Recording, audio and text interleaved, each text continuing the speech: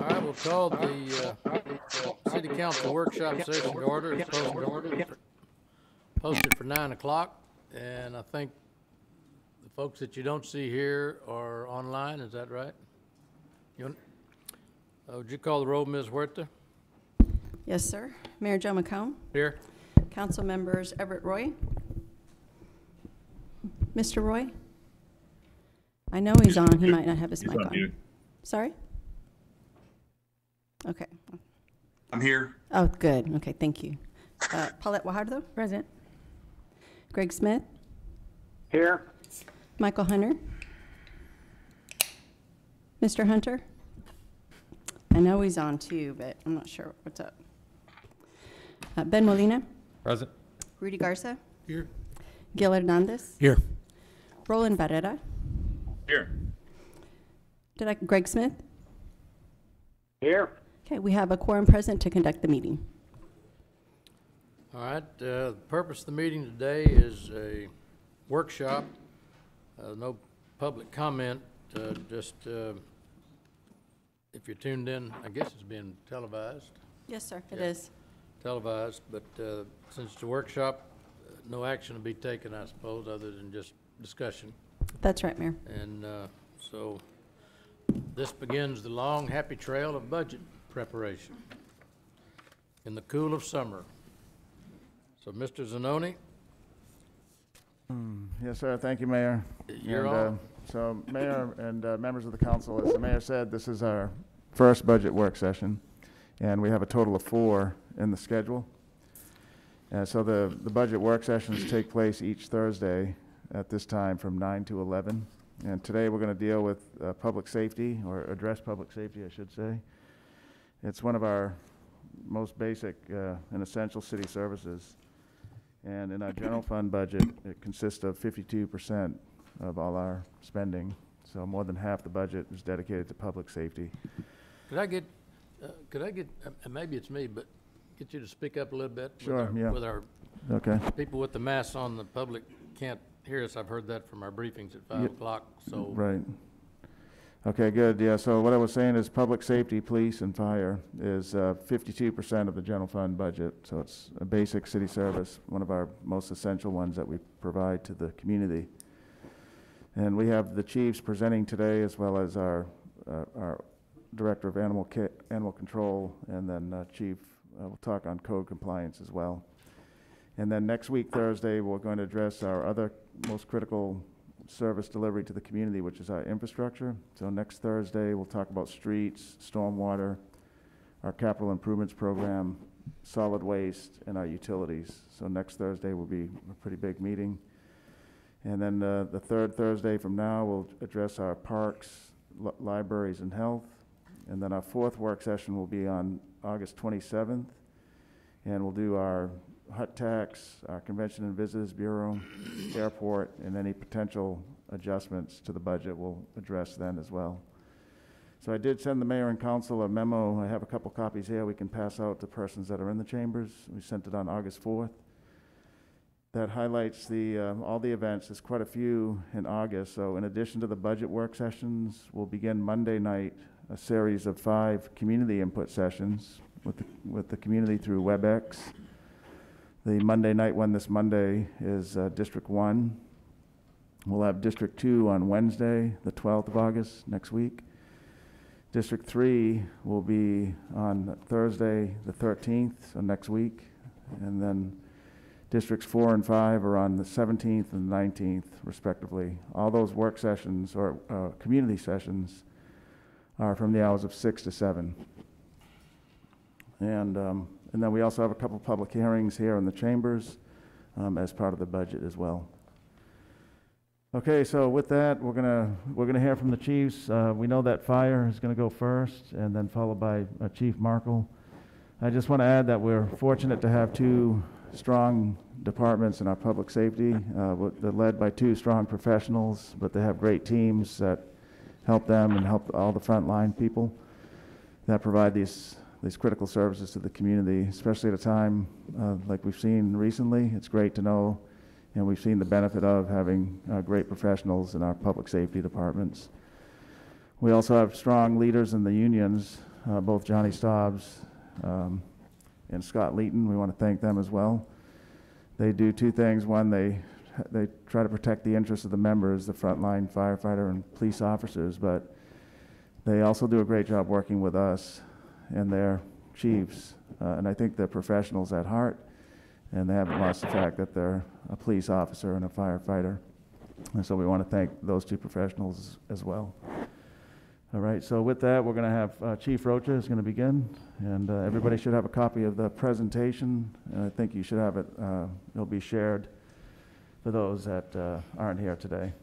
Okay, so go Actually, ahead, Chief. Peter, I'm Yes, sir. smiling. I'm smiling under my mask, but you can't see it. Okay. The mask hides a lot of facial expressions that I generally have. But thank you for those kind words, Peter. And you're absolutely correct. The police and fire departments are operating at high levels, and I have a very deep respect for my counterpart over at the police department, Chief Markle, and he and I talk almost on a daily basis about different issues and different challenges that we have. And we also appreciate the strong support, though, that we get from our mayor and our city council. And so to you all, I want to thank you very much. Today, I'm going to go over the fiscal year 2021 proposed budget for the fire department. With me, I also have part of my trusted staff, Deputy Chief Richie Quintero, and also I have Sarah Arroyo, who serves as our Chief Financial Officer.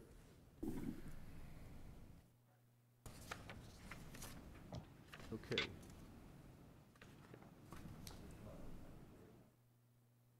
Okay, next slide, please. The mission statement of the fire department, as you very well are aware, are the prevention of fire and the suppression of unwanted fires, the protection of lives and property due to fire, explosion, natural, man-made disasters, and to provide emergency medical service. And nothing could be so truer than the last year that we've had, in particular the last 6 months, with both the fire department's response to COVID as well as the fire department's response to Hurricane Hannah. Next slide. The fire department consists of 22 fire companies, 12 medic units, and we run out of 18 fire stations. We have a daily staffing of 99, and we operate on a daily basis. And during the pandemic, as well as during Hurricane Hannah, the fire department was staffed at full level every day. Next slide. I want to present to you the command staff of the Corpus Christi Fire Department. Obviously, I think you know who I am, as well as Deputy Chief Quintero. I also have 4 assistant chiefs, and I also have the emergency manager that work directly for me. I want to say that during times of emergencies, when we have EOC activations, everybody on that page turns into a different responsibility that they have. So for the Emergency Operations Center, Deputy Chief Quintero serves as the chief officer of that group, and the 4 assistant chiefs serve in administration, finance, logistic, and support. Next slide. Some of the achievements for the fire department in the past fiscal year included the hiring of 48 new cadets for Academy Class 42. We also graduated all 34 cadets from our Academy Class 41, and they are working in the field. We completed the 3rd billing cycle through the Texas Ambulance Supplemental Payment Program, and we improved our customer service and reduced wait time on our plans review service by hiring our first, in a number of years, fire protection engineer. Also, I want to say in fiscal year 20, we put Medic 7 in service over at the Staples Street Fire Station by Doddridge, and that is now operating on a full-time basis. Next slide. Listed next are our performance measures for the fire department, and we constantly try to improve our response times for structure fires and medical calls. Obviously, you can see what our response times are and what our targets are for fiscal year 2021. We've got a long way to go in terms of our medical response times. We've had some challenges with the COVID, but we think that in the future we're going to continue to make progress in reducing our response times for those medical calls, and we're doing a really good job on our structure fires. Number of structure fires, number of medical calls, number of inspections performed. The targets for fiscal year 2021 serve as a 5-year average from what we've done. So I consistently talk about the number of structure fires that we have in the city of Corpus Christi. We're anticipating around 285 for fiscal year 2021, and nearly 40,000 medical calls and 5,500 inspections performed by the fire inspectors for the Corpus Christi Fire Department. Next slide. We basically are cut into 3 different categories. It's response to fire, technical medical calls, as well as our medical calls. Our Fire Prevention, Education, Inspection, and Investigations Division does an excellent job. And our City Emergency Operations Center runs out of fire headquarters. Next slide. Our proposed budget is $66.8 million for fiscal year 2021. 66.6 of it comes from the general fund, and 200,000 comes from our LEPC. And as you can see, we maintain the current number of sworn and civilian personnel at 431, and the anticipation is that we'll continue that through fiscal year 2021. Next slide. The next slide reflects our expenditures and our revenue. The black ring reflects the revenue that we bring in. Obviously, the 85% comes from our general resources, but also we do achieve a $7 million intake of revenue for our medic transports. Our TASP continues to bring in a check, and then fees and other items of revenue provide another 2% to the fire department budget. Next slide. The next slide reflects our LEPC fund. It's $200,000. 60% of it is public education, community, and outreach, and 80,000 of it pays for reverse alert. The black ring around the exterior of the circle is contributions and donations made by industry that pay for the LEPC. Next slide. Our proposed budget enhancements for fiscal year 2021. Continuing the hiring process is what we'd like to do on the fire department, and the city manager has authorized, if it's approved by you, the anticipated hiring of 25 cadets scheduled to begin in 2021. It's intended to address current and anticipated vacancies, but overall it's going to provide us with some long-term savings in overtime. Overall cost of that is going to be $1 million. Next slide. Vehicle replacements. Capital equipment is an important part of the fire department, and the replacement of apparatus is important for us. We constantly monitor our annual replacement plan, and I'm happy to say that in fiscal year 2021, we're going to replace 3 ambulances, 2 fire trucks, and 1 aerial truck. Lease purchase financing of over $844,000 over the next 5 years, but the total valuation of all that purchasing is going to be $4 million. Our third budget enhancement, next slide, is going to be in the area of our self-contained breathing apparatus. We are going to replace all of the self-contained breathing apparatus that are on all of our fire trucks and our ambulances, which is 140 SCBA units. We're also going to replace 30 reserve air bottles, and that also is going to be a lease purchase financing of around $200,000 a year over the next 5 years, with a total valuation of $931,000 for our SCBAs. Next slide. I want to say thank you very much for the ability to present this next budget enhancement. It's to increase the city contributions to the firefighters' retirement system at $360,000. The task force continues to build a long-term sustainability plan, and we anticipate additional contributions for each of the next 4 years in order for us to decrease the unfunded liability that we currently have, but to maintain the sustainability of the retirement system. Next slide. For fiscal year 2021, I want to talk about some capital budget projects that we have in place. Driveway and apparatus bay improvements at a couple of the fire stations totals up to $117,000. Parking lot renovations, $893,000. Emergency generator replacement so that every Corpus Christi fire station has an emergency generator, $420,000. And overall fire station roof, mechanical and electrical improvements and rehabilitations for our station at a cost of $1.3 million. And with that, that is the presentation for the fire department, and I stand by for any questions. Mayor, can I just recap real quick? Chief did a great job presenting, but so in this budget, the current year that we're in, We added, and the chief successfully implemented a 12th medic unit, right? That's on the streets right now providing services. We had the largest ever cadet class. They're in session right now. And what that's going to do is help reduce overtime once they graduate. It's a much more financially sustainable model. We hired a fire protection engineer. This is something we're doing across the organization, replacing contract staff with permanent city staff. The development community is so appreciative of this. And then just in regular operations, the fire department did a great job adjusting to life with the pandemic, right?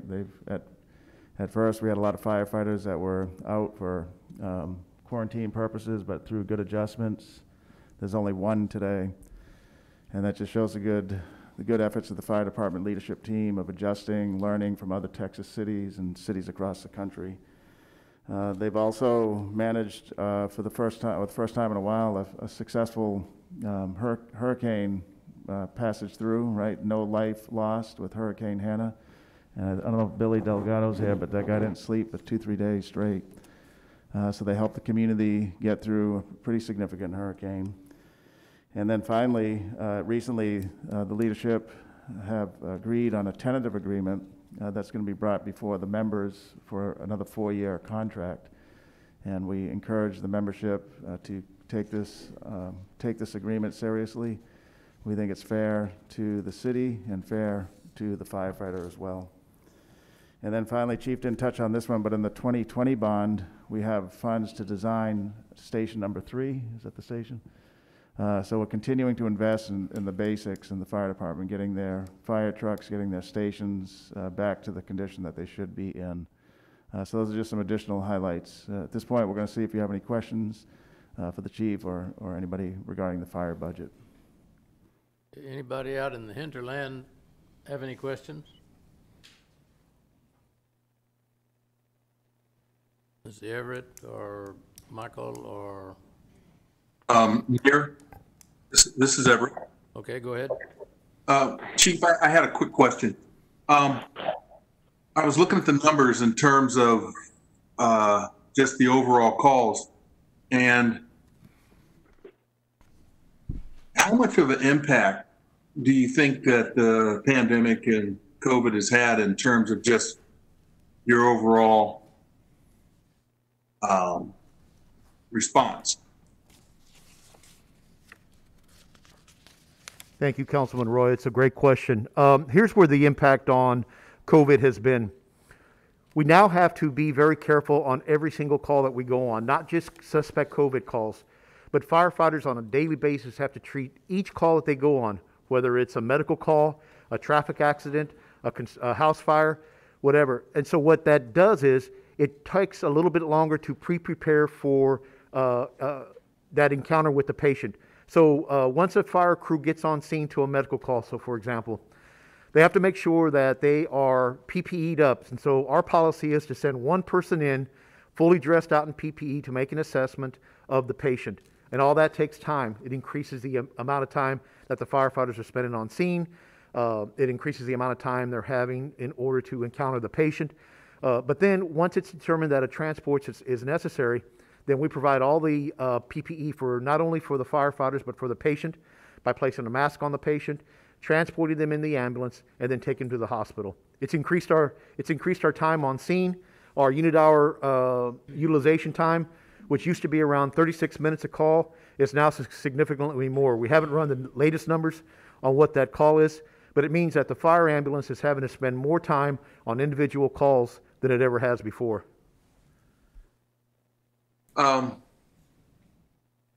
Thank you. Do you think that, based on the number of reports that we have in terms of active cases currently right now, do you think that have those numbers, have they fluctuated recently? Have we seen a peak, do you think, or are you pretty much still basically as robust as you were in 3 months ago as far as call volume?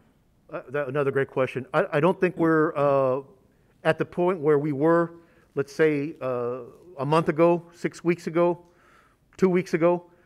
So we're seeing the trend and the demand go down.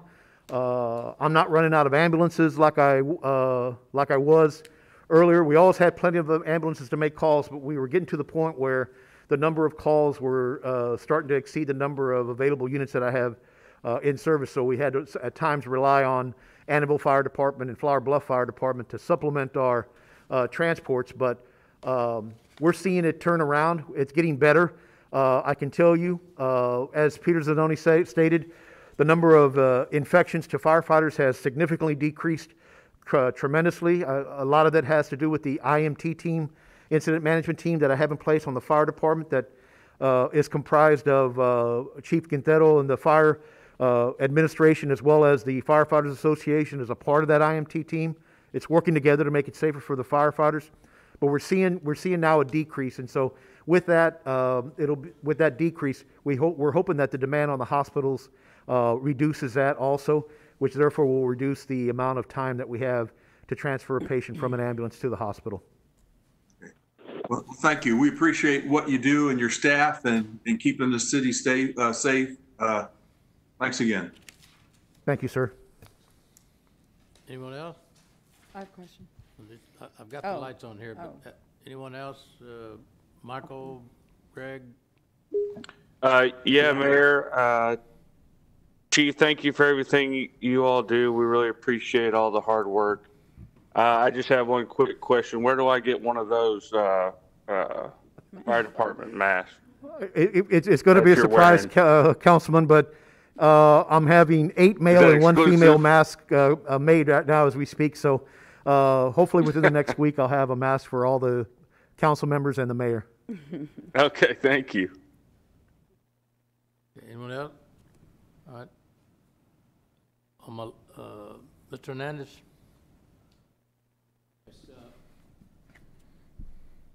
Thank you. I had a couple of questions. In reviewing your line item budget, I noticed that there wasn't anything set aside for grant matching. I saw it in the police department budget, but I didn't see any out for your budget. Is there a reason why we're not setting money aside to do matching grants? Great question. We haven't forecasted the amount. It's all dependent on whether or not we are applying for grants that do require a matching amount. And generally, the AFG grants have either a 10% or a 20% match. And generally what we do is we first come to you to ask for permission to apply for the grant. And then at that time, we try to identify where those monies will come from. Generally at 10 to 20%, depending on what the size of the grant is. So for example, if it's a $500,000 grant, we'll have to come up with a $50,000 either internally in the budget here or come to the council for that additional money. Okay, that maybe that should be something we should plan for going forward in the budget, so that you're not scrambling for money. That's a good question, and if we're able to create those forecasts, I agree that would be the way to do it. What we find the majority of the time is the items that we're in need of that are outside of budget, we're able to find within the general fund that we can cover. As an example, the majority of our needs in that regard that are available to us are equipment needs. We come in a partnership, as an example, with our brothers in blue that we enjoy the privilege of applying for Homeland Security funds. Those do not require a match. And the majority of our activity on the grant world is in that particular facet. For anything larger than that, as an example, personnel, which we did enjoy back in 2016, we did that planning. We projected the need for matching funds. We were able to acquire those. Council at the time approved it, and we were able to bring aboard 24 firefighters to keep us supplied, or manned, rather. Okay. And Councilman, you may recall in the proposed budget, the finance department, we are adding or recommending to add a position dedicated just to grants. Mm-hmm. So we'll make improvements overall in the grants program to include applying for more, but also the accounting of grants. But I think the answer is more what the fire department said, which is that their grants that they typically apply for don't require a match, or it's one that it's an in-kind match and that all those funds are budgeted already. Okay, Yes, there was nothing in the budget for it, so I wanted to point that out. Yes, sir. You had mentioned this earlier, you still have budgeted a significantly high amount of overtime, about 13.7% in overtime. Now, I know you're waiting for some some of these training classes to graduate. When do you anticipate that coming down next year? Yes, sir. Here, the anticipated numbers that we are looking at is that currently we're staffed at 381 of the 414. Now, I did release 23 cadets, so beginning this month, I had 404 firefighters working out in the field. When the new class comes in place, first and foremost, I anticipate at least we average between 15 to 20 retirements a year. So I'm looking at around 18 retirements. It'll drop our numbers down a little bit, but then when the class of 48 comes out, we'll be above the authorized complement, and at that point, I'll talk to the city manager about the direction he wants me to go into. But looking at next year, when these that are currently in academy right now, when they graduate, we'll be above our 414 authorized complement. Okay. Yeah, so what that means is overtime will come down.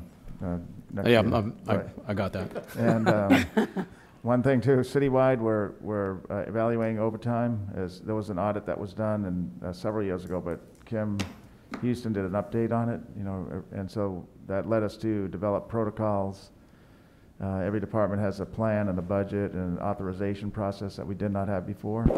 So every department we're managing closely, and monthly we're reviewing overtime usage. It's a little it's gotten a little off the course because of COVID, especially with the fire and police departments and others that have had people that are out quarantining.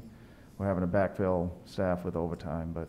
Well, in terms of that, I'm just looking at what's budgeted. Yes, so, right. and looking at that from that perspective, what you have budgeted is 13.72%. Okay. In looking at your retirement, there's that additional $360,000, but it's not budgeted in the line item budget. It's the same as last year's. Is there an issue there, or is it?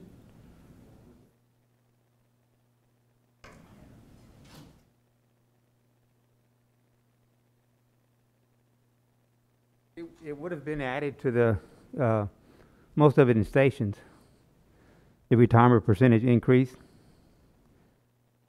It's pretty small compared to the total, 0.98%. Yes, in various. Well, no, I just, and thank you for sending me the line item budget yesterday, but I was just looking at what was estimated for last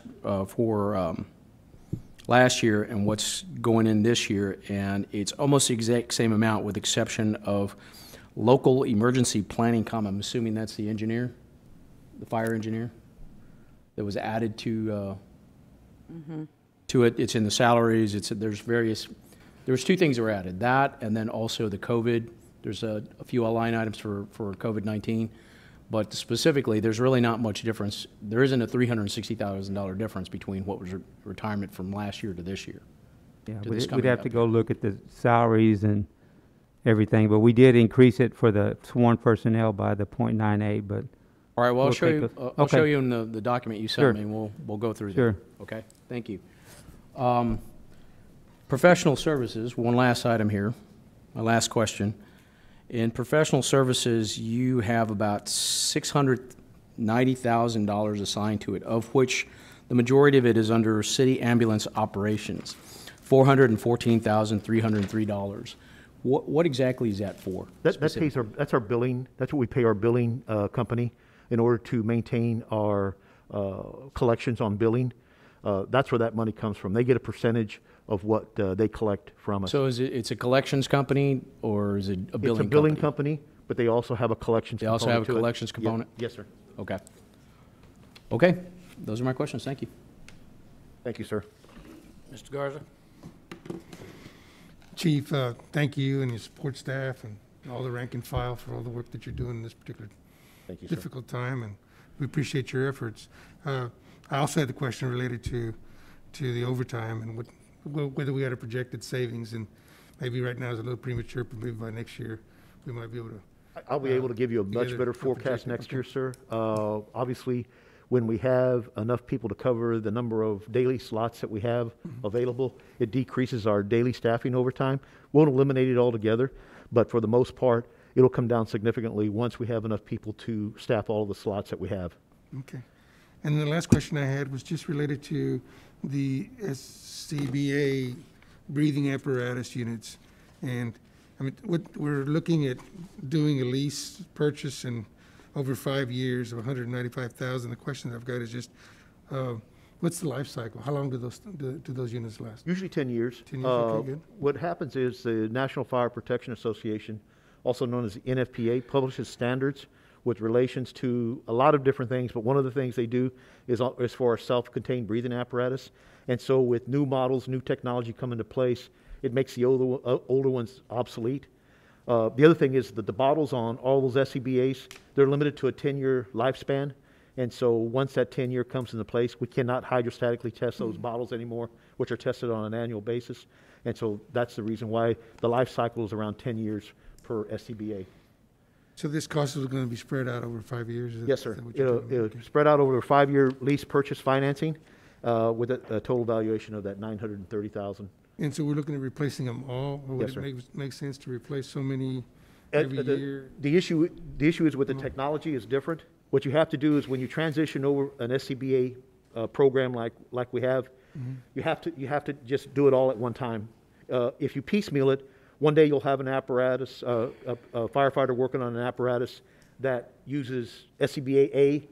The next shift, he'll go to a company, work at another station. They have SCBA apparatus B, and I don't want to take the chance of not properly using the safety equipment that the city is investing so much into. So the reason why is that's a general methodology that most fire departments conduct is they replace them all at the same time. Okay, perfect. Thank you. Appreciate your answers. Thank you, sir. Ms. Wartho? Thank you. Chief Rocha, good morning. Good morning. And thank you again to you and the team for the service that you guys provide, because it's extremely important, critical, and difficult job. So I have a few questions. The LEPC, can you tell me what exactly is that fund? Yes. The Local Emergency Planning Committee is a joint Nueces County, City of Corpus Christi entity that works together. The mayor and I serve on the executive committee of the LEPC as well as the county judge, LEPC coordinator that works out of fire headquarters, and members of industry. And what we do is we get together and we do planning for emergencies in the area. Everybody has seen the natural disaster that occurred, the horrible disaster that occurred in Beirut at the port that they have there. So what we try to do is we try to make assessments of what's on board at all the facilities.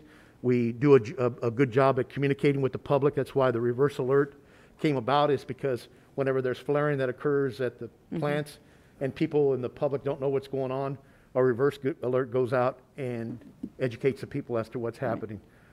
They generally are funded on an annual basis through our Tier 2 reports. Tier 2 reports are documents that industry has to submit to the Local Emergency Planning Committee, letting us know what they have on hand at the plant there. And then they also serve on the committee and help us out with that. But what we do is we send them an invoice for a suggested donation to the LEPC. But industry has been very strong. The port has been very strong. They contribute and they support the LEPC 100%. So the funding comes from, that was my next question. Yes. From those entities? From the Tier 2 report submittals, yes. Okay, great. Can we go back to the overtime? So what was the overtime amount? I know this is something we've been looking at for some time now. What are we in, or what does our number look like in overtime?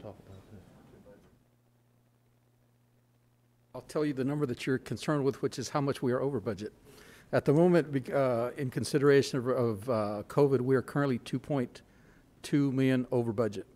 But is that overtime, or is that just altogether? That is overtime at the moment. Overtime, Now, 2 point what, 7? 2.2. 2.2. Now, I need to add a couple of details to that. At the moment, we're assessing several buckets, is what we're calling them, of overtime related to COVID. So part of that is what was described a moment ago. That was secondary to isolation and backfill. Then we also have a bucket of overtime that's related to testing, because the fire department participates in testing both public safety as well as assisting nursing homes. We've done that in the past. We've also got COVID overtime related to our incident management team that comes in to manage the incident overall for public safety and fire in particular. So each one of those buckets added together will be the COVID liability to this. Okay. If we erased all of that, Right. at the moment, we would be approximately 600,000 over budget, 600? which is, at this point in time, last year was about 900,000.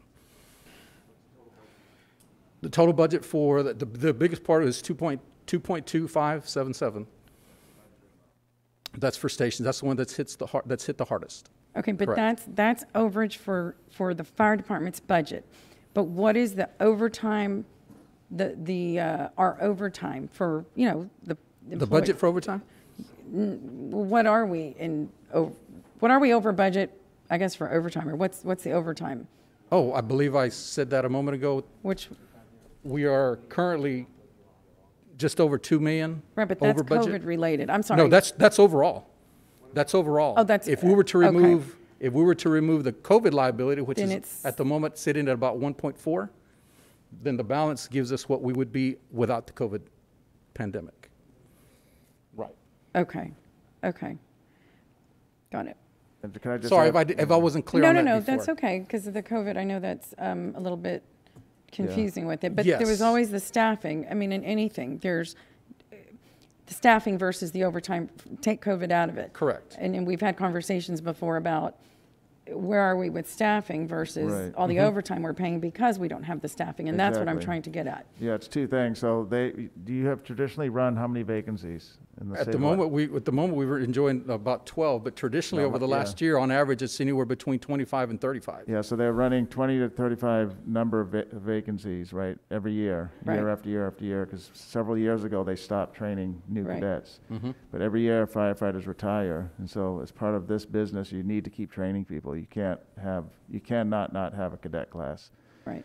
What happens is then you have vacancies, then you're paying time and a half or Mm-hmm. double time to fill that vacancy, and that's twice, time and a half as much. So we put the biggest cadet class in the budget currently, the 2020 budget, just about 50 cadets. That's going to erase that huge legacy vacancy rate that they've had. And then by next year, it will begin to bring down the overtime. Related to daily staffing. Yes. Right.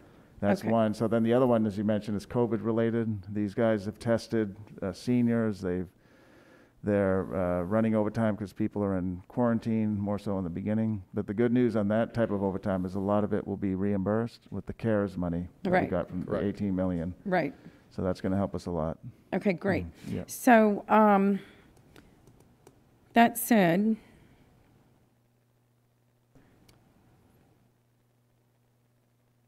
we're replacing some medic units. And I guess my concern, which I had brought up, I guess last year, or yeah, probably last year, is a medic unit, and I think we briefly spoke about this, Chief Rocha, was the need for a medic unit, and forgive me, I don't know the station number, but over on Yorktown. Because there's not one there. Correct. Correct? Yes, ma'am. Okay, so how do you feel about, I realize these are replacements, but how are you in regards to the need for a medic unit for that Yorktown station with all the growth that's happening and continuing? You know, constantly the fire department is evaluating our call volume and the city growth that we're experiencing. That's why you wisely allowed me to open up that 12th medic unit. So out of all the 18 fire stations, 12 of them have medic units, correct? And so that leaves only 6 that don't have a medic unit. And so 17's fire station is the one you're talking about, is over on Yorktown. And what we're doing is we're making an evaluation right now. Now, when we started hitting our high point, I went to Peter and asked him for the ability to open up an ambulance that we had there in reserve. And he allowed me to open it up during these peak time periods. So from 9 a.m. to 9 p.m., I've been running an ambulance out of Station 17, as well as Station 12 over in Annaville, to help us out with the capacity that we were reaching. We were getting slammed with calls, and so we addressed that by opening up that ambulance on a short-term basis. Now, when staffing improves, which we anticipate staffing being next year, that's going to be a cross-staff unit. What that means is that ambulance will be there at Station 17, ready for usage. If we get an emergency where we need people to staff that ambulance, the men and women of the fire department will get off that engine company, go on the ambulance, and then they'll run it.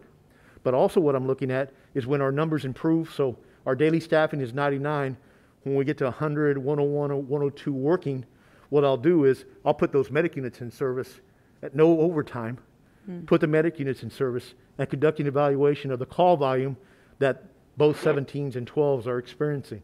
So right now, today, between 9 a.m. and 9 p.m., the ambulance is open right now at Station 17. In fact, we have 14 ambulances that are open for peak time, the 9 a.m. to the 9 p.m.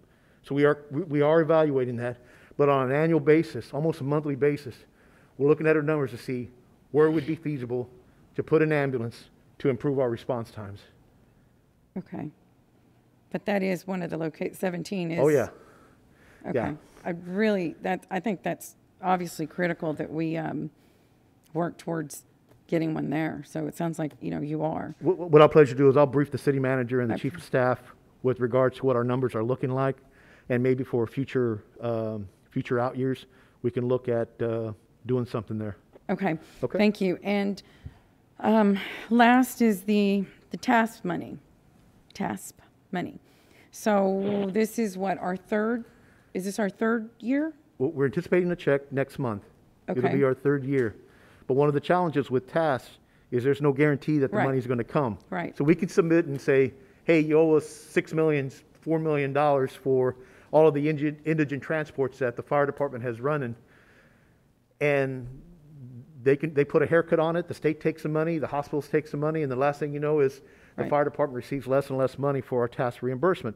Now, the first year we got $2 million plus dollars, and the city allowed us to purchase some one-time capital equipment purchases that we desperately needed. Right.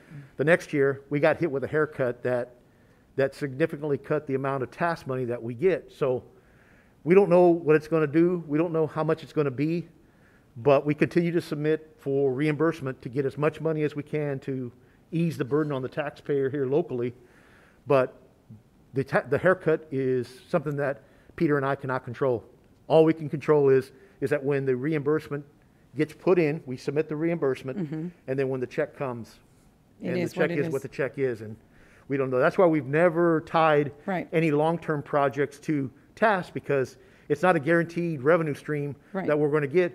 But what the council has allowed the fire department to do is that we can make some one-time purchases. Well, yeah, to and that's help important. out. And I think that you're absolutely right. We don't want to tie it to that. At the same time, when you're needing this medic unit, for example, for the York or 17, that should be a revenue stream for it. One-time capital expenditure, correct? It'll The be task cool. money. It'll just be one time, and Yeah. but there's no guarantee that the money's No, going right, to keep right, coming. right. Okay.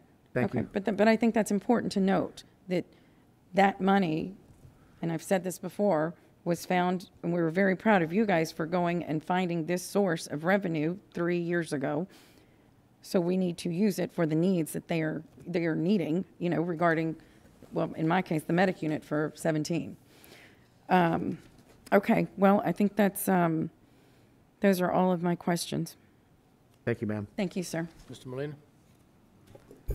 Thank you, Mayor, and to the staff members here, thank you all so much for keeping our city safe and doing what you guys do. You guys do it well. Chief, I know that this year all of us have spent more on PPE, personal protective equipment, much more than we anticipated. What is your thoughts going into this budget? Do you have money set aside for PPE for the staff? We do, and thank you very much for that question, Councilman. You're right, the fire department has spent hundreds of thousands of dollars on PPE for the safety of the firefighters to make sure they're safe. And then we've actually shared it interdepartmentally. Sometimes we'll get some stuff from PD, sometimes we'll give stuff to PD. And we're very cognizant of the fact that this is impacting our budget. I believe that the PPE is going to be the new norm now. I believe that face masks are probably going to be worn for the next couple of years on every call that we go on, just to protect the firefighters from the unknown. And so I think you're right. PPE has to be a constant portion now of what we plan to budget for in order to protect the people that we serve. And so it's now the new norm, Councilman. Just like WebEx meetings and Zoom meetings, wearing PPE is going to be a constant that we have for the Corpus Christi Fire Department. How much more are you anticipating spending on PPE this year?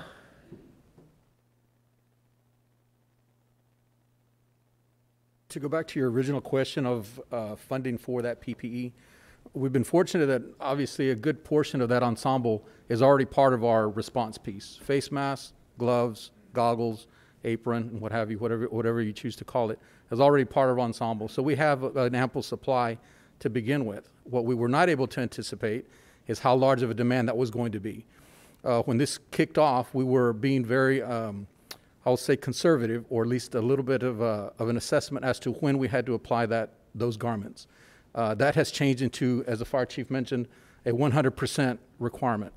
So on that usage, up to now, we've been able to use the cash that we've had in hand based on our current budget. We've also enjoyed some grant opportunities that we shared, one with police. We split a little over $500,000, all dedicated to PPE. We've also submitted and received additional monies specific to PPE needs.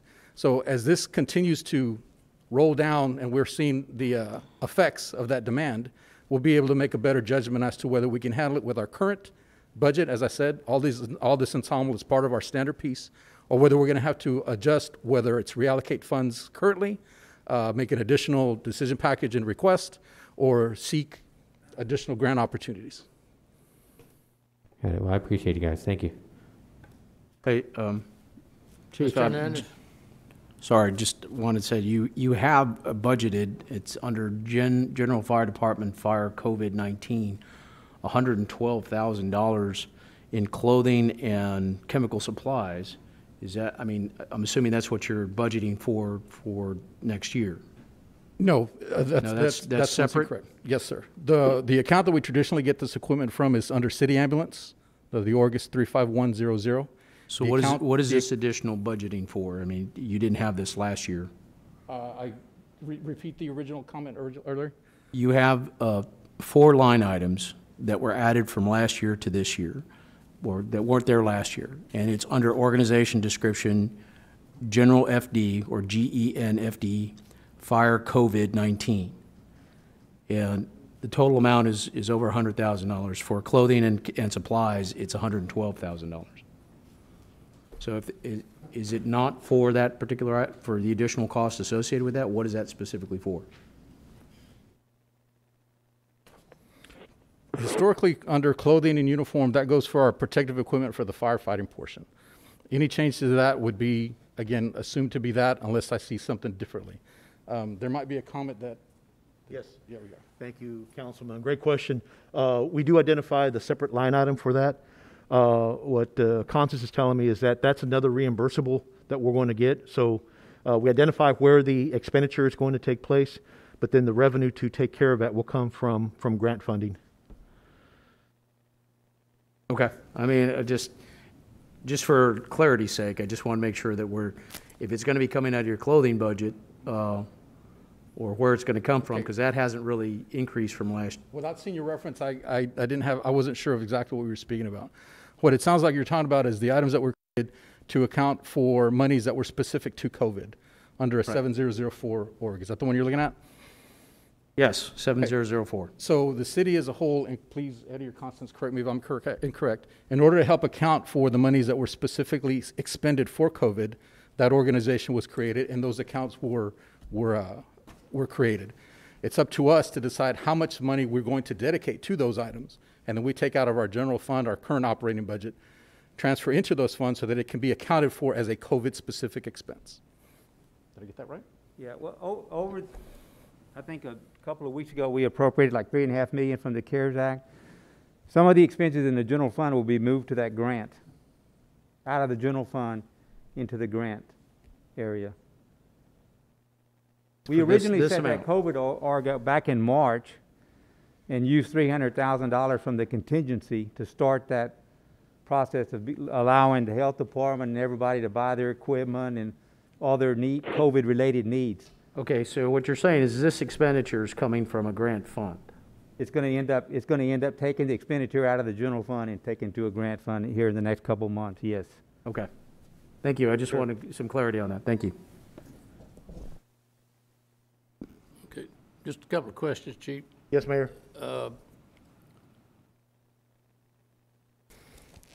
On your fire prevention permits, you're up $60,000 to $70,000 based on your estimated budget for 19 and 20, you got to figure in there's $364,000. Last week or the week before, we adopted an ordinance, I guess, or the rates or whatever.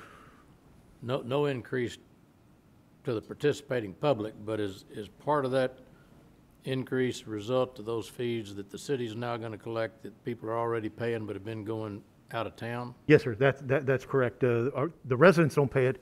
What happens is those that are submitting plans to the city for Right. approval for fire plans and sprinkler plans, that's where those fees, that money will go to, and then that's the money that we use to pay for the FPE. So I mean, Right, but customer A comes in and pays his development plan or his permitting plan, and there's X number of dollars, but it went to the guy in Dallas or whoever was doing the fee. Yes, sir. This time, that same X number of dollars, no more or less to the developer, is staying here, and that's what's reflected in this 300,000. That's correct. Okay, so there's no, Yeah, that's right, Mayor. Yeah, so the developer is paying the same rate. There's no Okay. increase. It's just No a matter increase of in who do they fees is pay. what I'm trying to No get. increase in fees in the fire protection. Okay. What they are getting is a local person now, which is great. It's the first time in I don't know how many And years. but two other things on this one. Your emergency calls, your estimated, based on your budget, it looked like you got 6,700,000 in your 19 to 20 budget. It was amended to be 7 million, estimated coming at 6.7. But you've got budgeted revenue here of 7.1. Is that realistic? A couple of things are going to take place there. One is we are seeing better revenue from billing, from our EMS billing. Secondly, you're going to see that the fire department is in need to adjust our revenues that we get are for our medical transport bill to reflect a CPI, the Consumer Price Index. And so in the future, you'll see the fire department coming to move that to match what our CPI is. And so we anticipate that we'll be able to come up with $7 million on our EMS revenue fee. All right. And then the other one, Mr. Zanoni, this is the first flag up the pole to me. I have no problem with what you're trying to do and accomplish. But you got a $700,000 transfer from other funds. Is this a draw on our reserve funds to make the budget balance? And if so, if we're doing this on a consistent basis across the budget, how much of our fund balances are being drawn down to have a balanced budget? Because that could be a real dangerous road to take. Yeah, Mayor, so it's not across the board. In the case of fire, as part of the collective bargaining agreement, there was excessive or excess fund balance in the health fund, the fire health fund, healthcare fund. And so through that negotiating agreement, those dollars are being transferred to be used as part of the collective bargaining agreement. So it comes from not the general fund balance, but the health care fund balance. And it's part of the agreement that was tentatively reached with the fire union to use those dollars as part of the negotiated tentative agreement with the collective bargaining. So that's a dedicated fund that wasn't available for any other use other than For fire purposes, right? fire purposes? Yes, sir.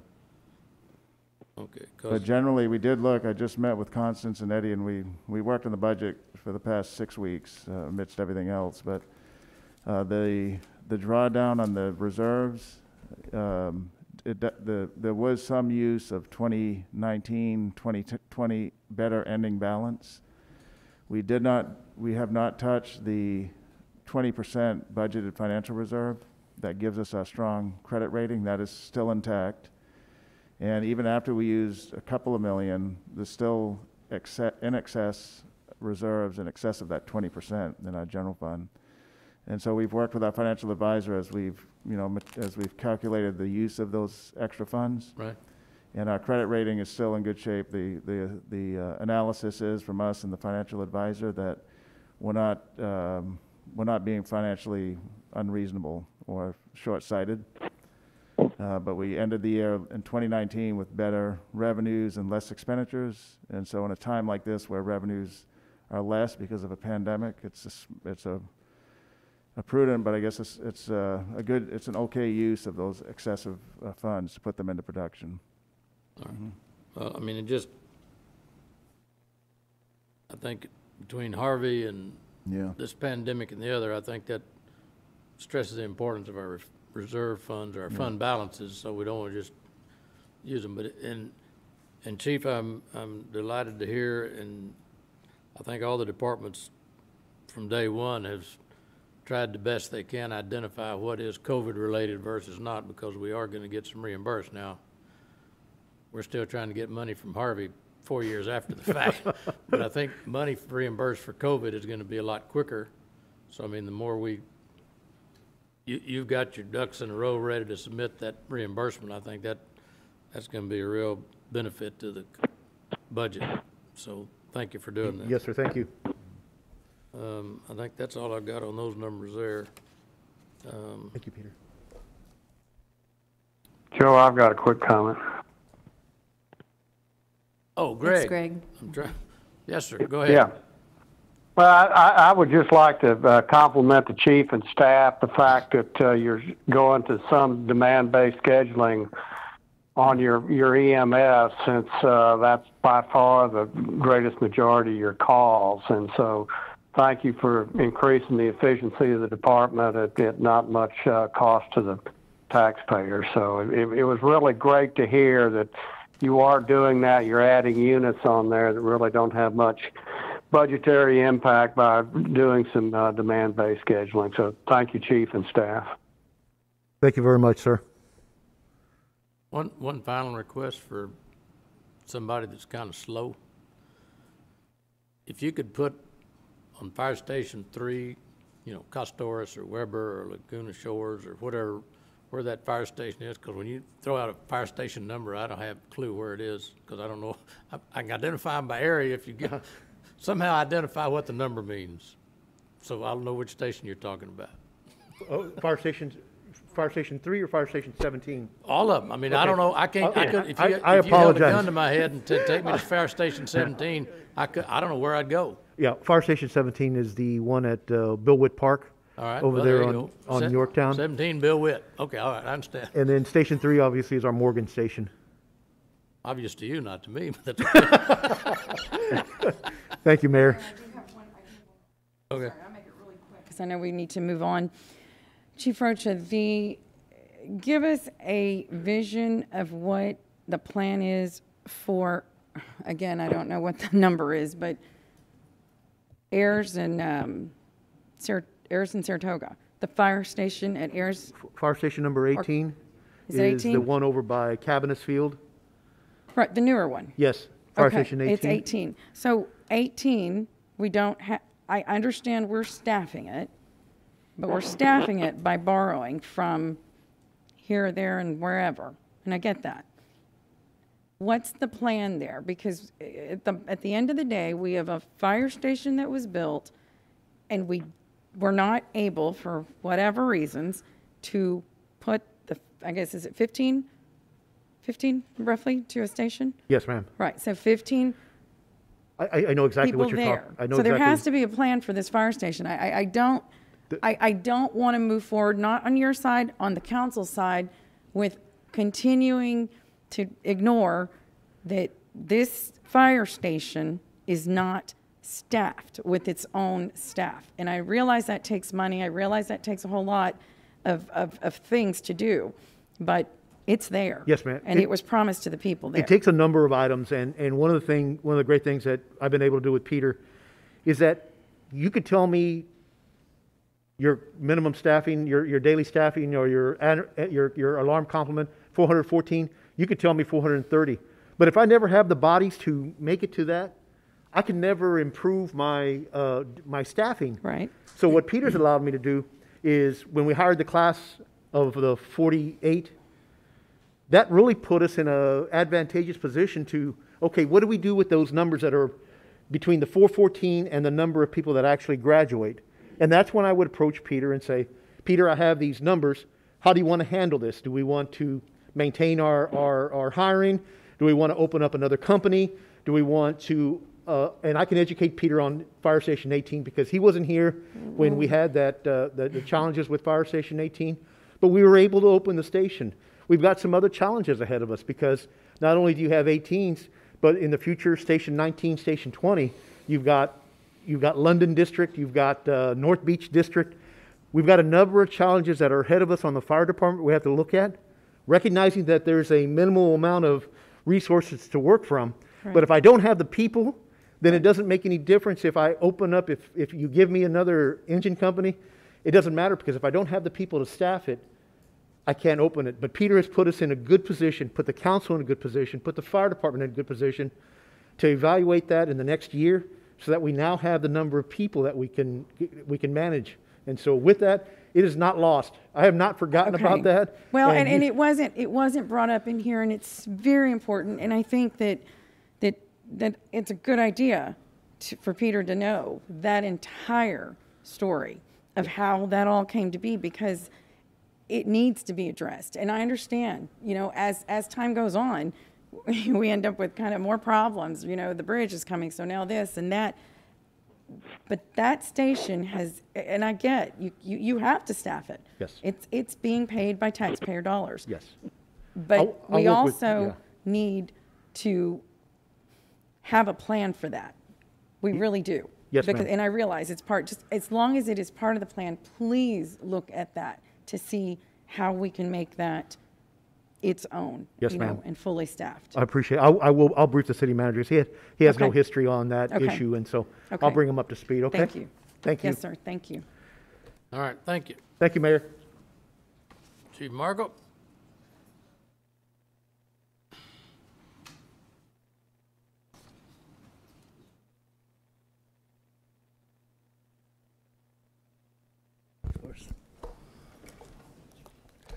Morning, Mayor and Council. Mike Markle, Police Department, City Manager. Good morning.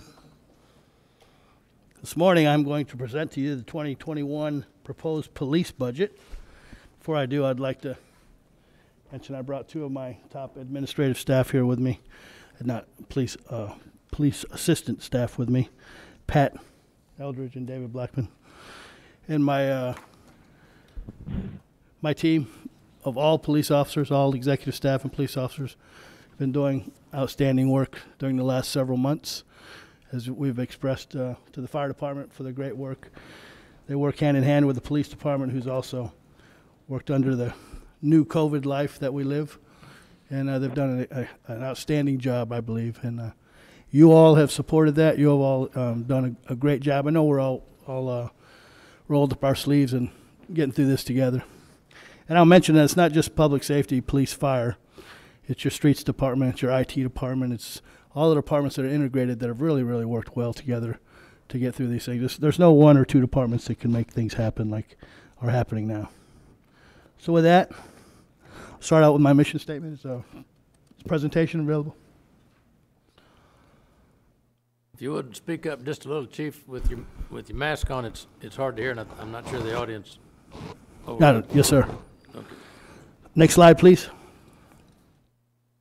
The mission elements or mission statement for the police department is to work to reduce crime and the fear of crime and to enhance public safety.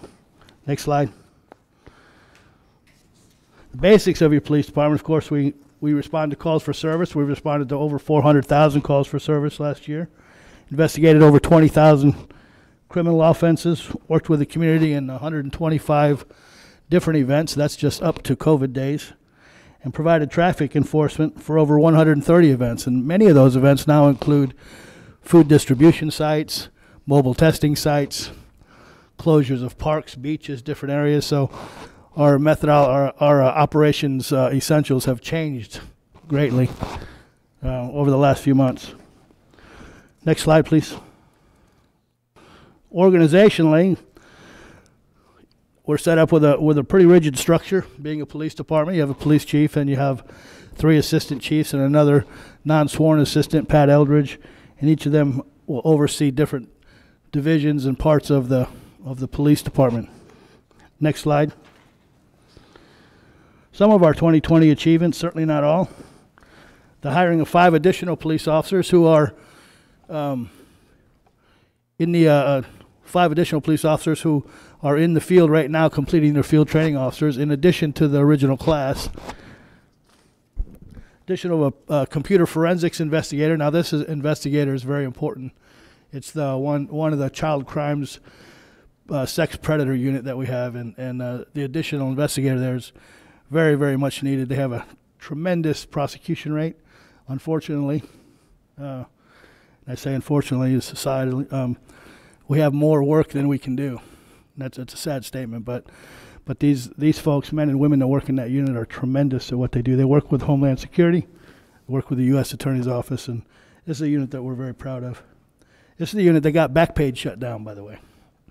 It's a big national deal. We conducted that investigation that shut down Backpage, that was responsible for most of your online prostitution and sex trafficking. So, very proud of that unit.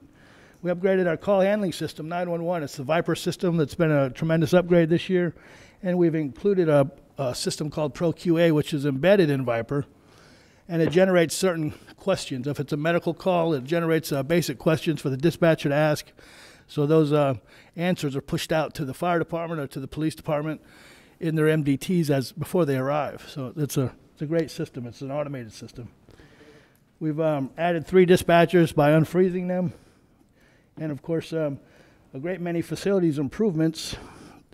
Peter had, when he came, he only had a couple months with the budget, but he wisely looked at what we had, and he decided we needed some facilities improvement, especially in the main station and the animal care and those places. So he put $500,000 in there. We've done some painting, some HVAC work in animal care, kennel work, things like that.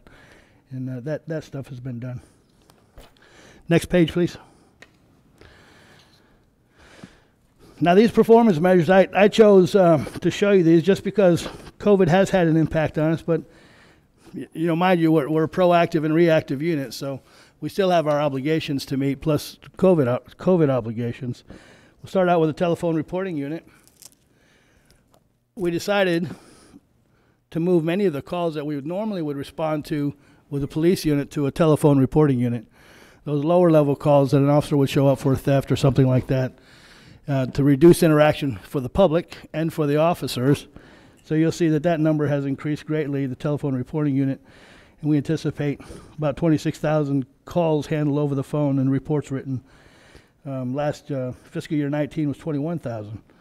You see DWI arrests were impacted. They're down by about 100, but again, traffic units are reassigned to other areas and our specialized units also. We expect to be back on track next year, or this coming year. Number of cadets processed. We have no lack of interest, despite the national narrative and people and young folks wanting to be officers in Corpus Christi. You'll see the numbers reduced primarily because we did not allow some states to come here to do the testing when COVID was at its peak, and while we were finishing some of those processes, they had to come down and do physical fitness tests, in-person interviews. We did some of those by WebEx, but it didn't hurt our numbers as far as the academy goes. We have academy in session now. There's 30 cadets in there to include 5 extra, which we're very proud of and happy for, Peter. And citations issued, you see that's taken a big hit. We're down about 10,000 citations, and that's because we've redirected much of our traffic enforcement and reduced some of those contacts. Next slide, please. The services we provide, of course, we respond to calls, we investigate crime, we work with the community, and enforce traffic. These are all part of our mission elements. There's no one officer or one unit that does any one of these individually. They share these. We have, it's not just uniformed officers. We have 17 non-sworn CID investigators, and they file misdemeanor cases. So there's a myriad of folks that do all of these elements. Next slide, please. The 21 Police Department proposed budget is $87.9 million. Now, if you look at the general fund, you'll see it dropped from 80.9 to $71 million with a change of about $9.9 million. Now, the reason for that is Metrocom has been pulled out and given its own fund. It's in 1048. So that's $6.4 million that's been pulled out. It's still there, but not in the general fund. And there's been about $3.1 million in savings through retirement savings, internal allocation savings, and things like that. So that it's not a loss as far as operational goes for your police department. You see our positions, they echo that transfer of Metrocom, reduced from 580 to 502. That's 81 staff in Metrocom. We moved one staff member over to code enforcement, and we added Peter added 5 more officers. So the variance is 4 total. Next slide, please.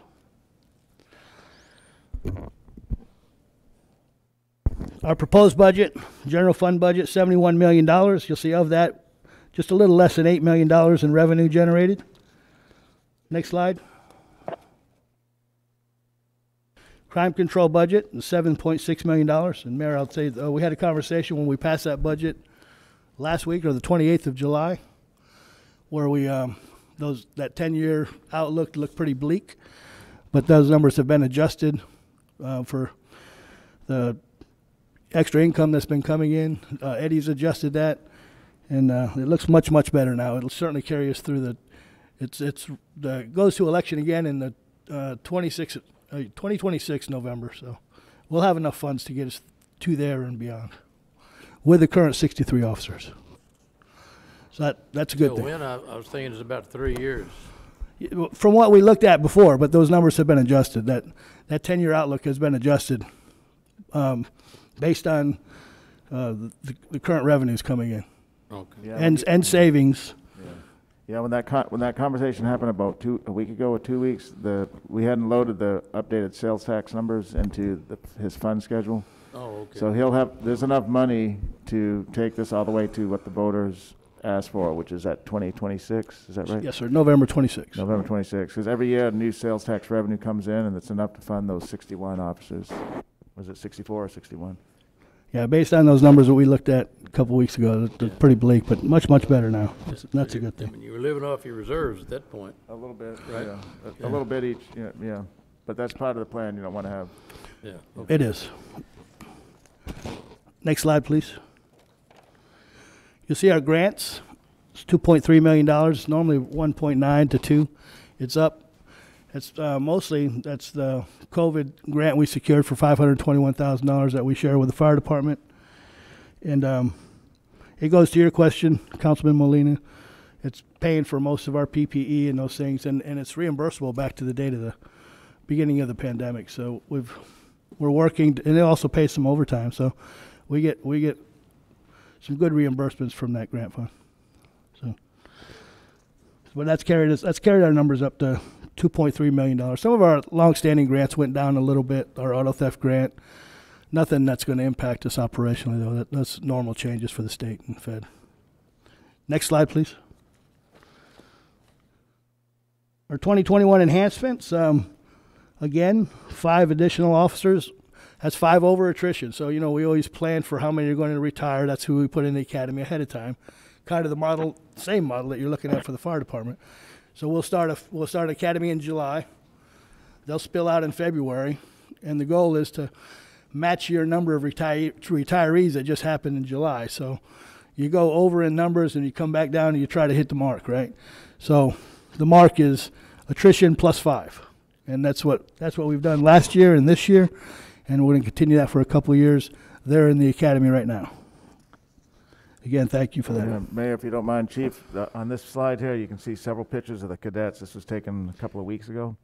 But talk to us about your COVID protocol, because these guys are working much closer than 6 feet, and oh yeah, and that's by necessity. They're going to have to do active countermeasures, handcuffing techniques, all those things. You can't get out of it in an academy. You can't do that through a WebEx, right? But the protocols are very strict. You can't get into the academy, of course, without getting your temperature checked. Actually, you can't get in the academy. Even I can't, unless I'm checked, I'm on a schedule, and allowed to get in there. So I've isolated them. The academy gym, which is where they do their PT at, no other officers allowed over there. It's just them.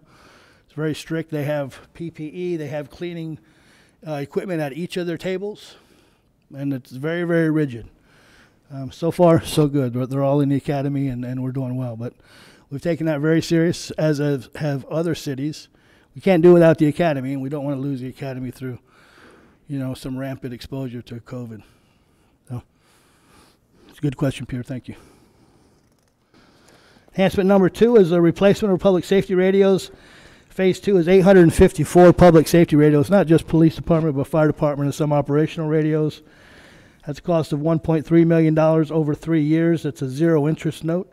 Peter Collins has spearheaded that. We're very thankful for his drive and his wisdom. He knows how to get things done, that's for sure. And that is a great enhancement. Our current system, remember, is almost 30 years old. And there are mandates that we move to a system called P25, where it has more interconnectivity with other cities, and there's a whole lot to it, more than I could espouse here. But this is a needed change and a great investment from the city manager and from all of you. Next slide, please. Capital budget project. I don't know if any of you have had the pleasure of seeing our Flower Bluff substation, but it was little more than a 800 square foot room with one bathroom, folding tables in the middle and chairs, and it was pretty bad. City manager stopped by, did not like it, which can't blame you, and decided to make an investment out there. So we're going to have a great substation. There's $1.2 million in CFOs to expand and remodel that. We only took a small space of that 4,000 square foot building. It was the health department on the other side, only being used once or twice a month, I believe, or some very, very rarely. They were moved to a better location, I believe, and this building is being remodeled inside and out. And it's going to be great for the public. There's going to be a public entrance. The whole building is. The whole building. So there'll be public entrance. There'll be, that's the goal, right? So we look for the utopian version of what we want eventually in our substations. We want the public to be able to come in and get a copy of a report. I want a desk sergeant there. I want somebody that can answer questions. They shouldn't have to call the main police station or come to the main police station to get service. Right? We're a service organization. All of our substations eventually, I hope, will move to that model where your neighborhood can go and knock on a door or go inside and talk to a sergeant at a window and get the help they need. So this is the start of that, and that's very, very much needed and greatly appreciated. Next slide, please. And that's it. I stand by for any questions. Mr. Hernandez?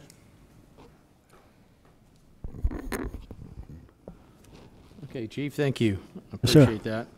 And I'd like to say I think that whole radio thing is a phenomenal program, and I think even I know there's some discussions with the port as well to bring them online to that, and I think Absolutely. it's just going to be beneficial for the whole area. I thought that was great that you included that. Thank you. Peter Collins has done some yeoman work there. He has, yeah. We hang on to.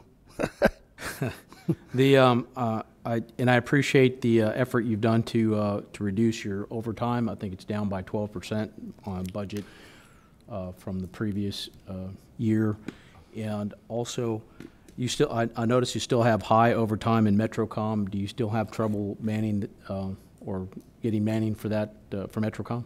Well, Metrocom, remember, that's affected by COVID also, right? So we have different staffing and needs. But, yeah, we do. We have high turnover. We'll start an academy, and we have a high attrition rate in the academy. It's a skill set that, unless you've tried it, I ran Metrocom as a captain many years ago, and it's a tough environment. I don't know many police officers who could be a dispatcher, to be honest with you. It's a tough environment. So the addition of the 3 Metrocom staff should help with that overtime. And it is something that we constantly look at. Now the insertion of the new Viper system and Pro QA took big chunks of overtime for training, so those will not be there next year. So we should be getting back to a lower number for you. Okay. You had some expenses that were kind of, I guess, are part of your normal operation, but I just wanted to kind of ask you a few things. You had a huge decrease in minor tools and equipment for the uniform division, went from a 1.2 million down to $77,000. Can you kind of get some, what that issue is there? The decrease in minor tools and equipment?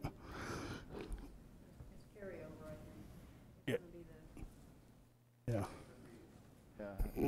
While they're looking, it could be, the Metrocom budget was taken out of the general fund budget. So Yeah, you're so- gonna see big swings in line items. It's a total of, let me see. Yeah, you'll see some monies drop in those kind of line items with Metrocom being pulled out. Yeah. But- carryover. The budget was actually 77,000. Come on up Can you get on the microphone, please? The budgeted figure for uniform division was actually 77,419, or 77,214. The amended budget is 1.2 million, which means we had a Right. carryover from the previous year. Well, I kind of look at the amended budget as because that's what we're actually spending, right? Okay, right. Right, It's okay. a carryover purchase from the previous year. Okay, I just want to clarify something. The professional services for vehicle pound operations, I'm assuming that's tow trucks? That's correct. That's a pass-through, so. Okay, you also have a line item in here for parking improvement in the amount of $600,000. Can you kind of talk a little bit about that? So the parking improvement fund, I believe is discontinued hereafter, right, Pat? So the parking improvement fund took 40% of all parking revenues gathered through meters and boxes, and it went to the, what group was that? It went to the parking improvement fund for special initiatives, downtown lighting, security, and that money is going to be used to buy new parking meters. So after this year, that fund will no longer be generating revenue or be collecting revenues.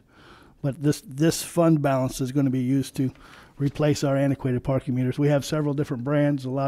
Many of them don't work. So it's a big initiative that's been underway for a while. Okay, last question I have here is that you have $223,000 set aside in something called reserve appropriations. Can you explain what that is? Yeah.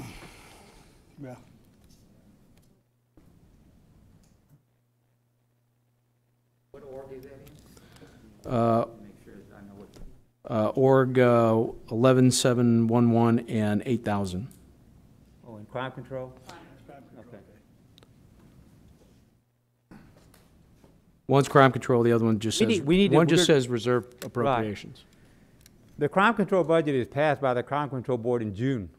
So that was prior to us knowing exactly what some of the allocations would be. The allocations came in less, so we reduced the health insurance and the liability in the crime control to what they were, but we couldn't change the bottom line because the crime control board had already passed the budget. So we put 123,000 left over in a reserve appropriation inside the crime control fund. So we need to go back to the board and discuss that with them and when they meet again. So, because you didn't have the whole budget put together in the middle of June when the crime control board had to pass that budget. How can they pass a budget if they don't have the information? Well, we used the best information we had at the time, which was the same allocations as fiscal year 2020. But we were able to reduce the allocations. But you haven't gone back to amend it. But no, that's correct. Okay. That's correct. Okay. We wanted to give them the benefit of the reduction in those allocations, so we did that. Okay, that was the 123,000 for the crime control district, I'm assuming. That's correct. And what about the other 100,000 in organization 80,000, 80000? It's $100,000 there. Yeah, let me look at that. A lot of numbers rolling.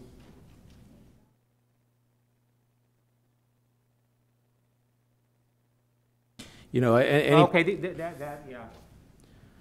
sorry, I'm just pointing out things that don't have something assigned to them specifically. Yeah, that's a contingent, that is an org in the crime control fund, and it was passed like that in June. That's a contingency.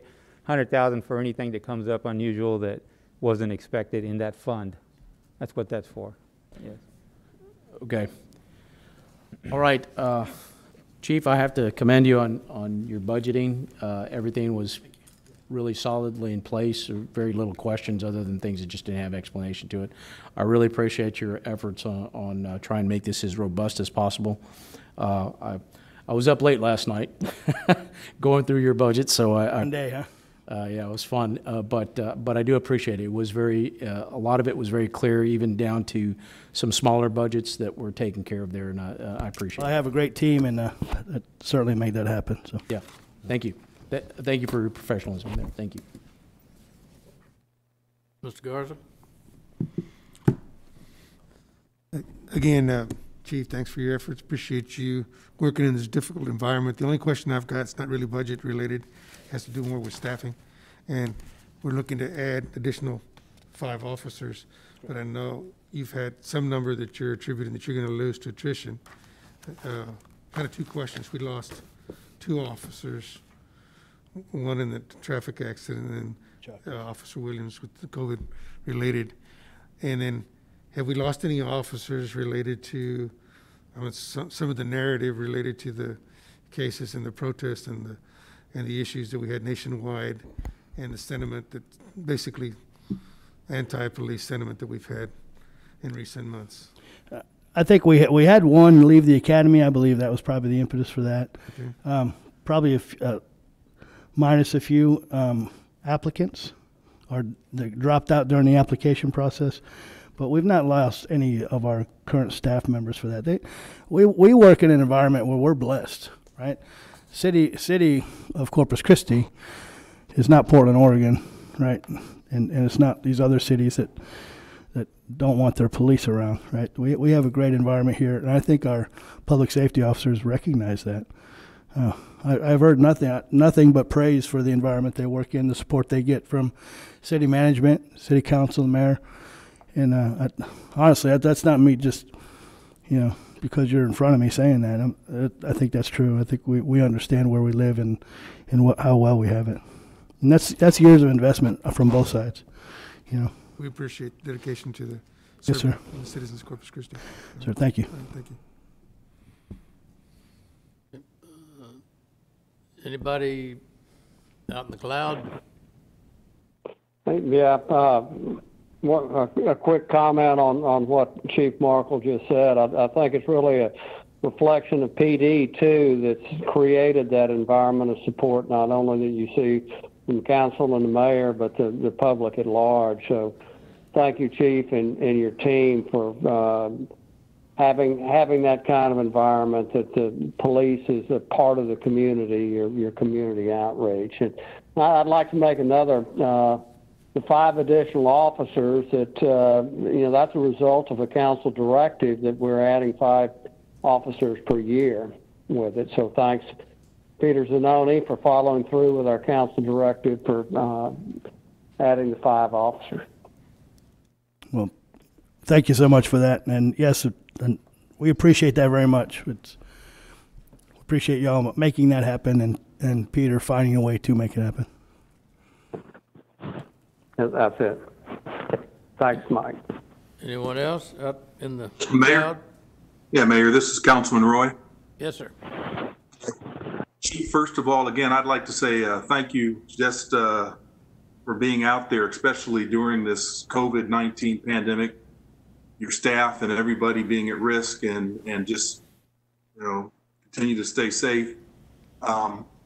I can't imagine, I thought that the budget was also prepared well, and I can't imagine the things that you've had to go through and your staff have had to go through just to be able to operate in this environment. So hats off. We appreciate everything that you, your staff, the officers, and I was really impressed with the Academy cadets that are hopefully soon to graduate and will be police officers in the future. So again, keep up the good work, and we appreciate everything that you folks do. Thank you.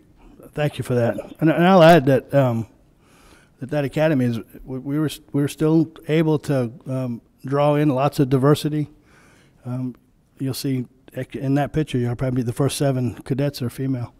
Which other cities, we have some good programs behind the scenes that make that happen, and I've not shared that with other chiefs when I go to my collective chiefs meetings, because we're all fighting for the same pool of folks. So. But we've done well. Our staff has done well in those hires. All right, any other doubt the cloud?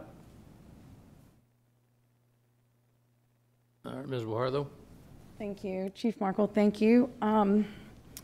So my concern is the time that you're expending on the issue of homelessness and those type issues that are related to that. Not necessarily just homelessness, but the calls, the repeat calls on, people on drugs or what have you.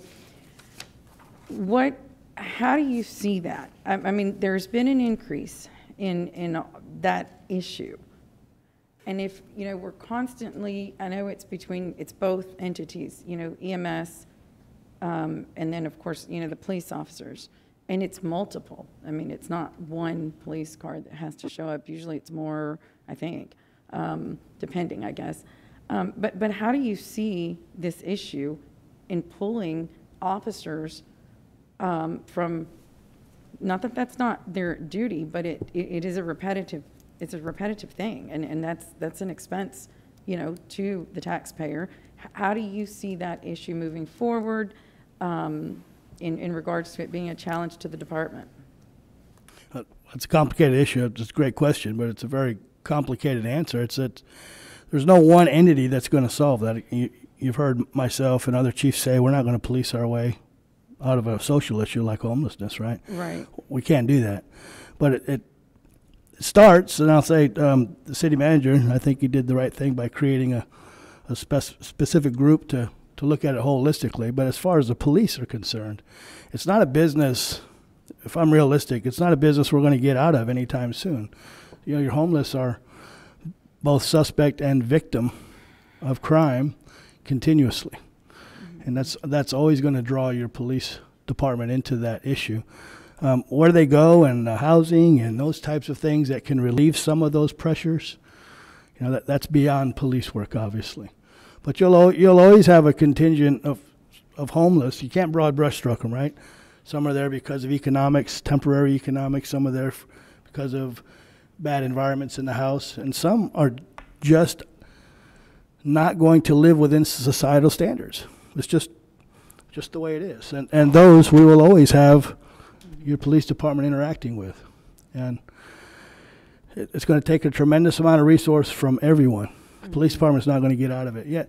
Does it take our time? Yes. Is it a revolving door? And often you look at it and you shrug your shoulders because we arrest one and 2 hours later they're rolling out of the door at the jail, or they never make it to the jail, right from the CDC. They've been refused and they're kicked right back out. We make another call on them. We've arrested the same person 2 and 3 times in a day. We have folks that we arrest 50, 60 times a year, for criminal trespassing, for things of those little nuisance crimes that, they interfere with business, they interfere with people's personal property, they do things like that, and we are compelled to do our job. But that's a tough question that there's no easy answer for. We're gonna be mired in it for years to come until there's a broader solution, right? And then you'll always have the piece. You'll always have a subgroup that, again, does not wish to conform to societal standards. They're going to live on the street, and they're going to do as they wish, and they're going to be dealt with by the police department. Mm-hmm. Is that what you're looking for? No, you're it looking does. for something It does. bigger? I know we deal with it here. How do you don't resolve it without everybody being a part of it, and it's slowly, hopefully, moving towards the end goal, right? That's correct. But I guess my concern is, and I understand the tax on our resource within the police department, right? Because we're not for 325,000 people or wherever we are. I guess a little over that. I think, we're not balanced, right? With the department and number of officers. As far as per capita standards, right? Yeah, we're a little. And low, I but, realize that's probably not any city, but I believe we are off based on numbers that you've told us you need to staff properly. That said, right, my concern is that we're pulling, and we have to, I get it. You're the police department. But as the problem has become greater, we need to look at how that's going to affect the rest of the community, how you handle it, and it's difficult. I mean, I understand. It is something I think that we need to keep our eye on, because the drug issue is worsening, and that means your time has to go to address that more and more. And then you've got people waiting, saying, well, they didn't come for an hour, they didn't come for 2 hours. So, and I realize it's a balancing act. No one has that answer, but it's a concern for me because of your job and your priority.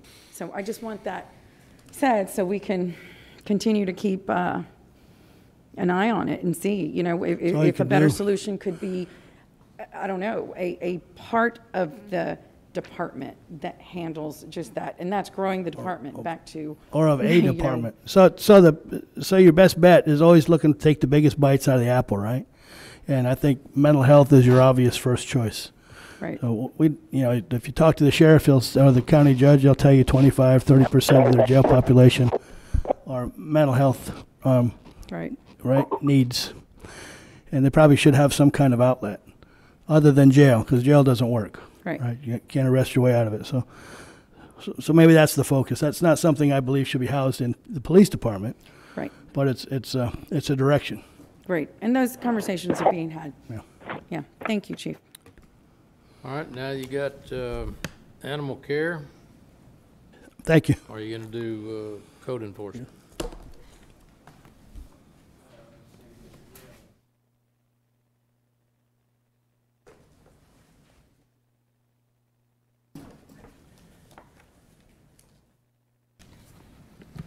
Good morning, everyone.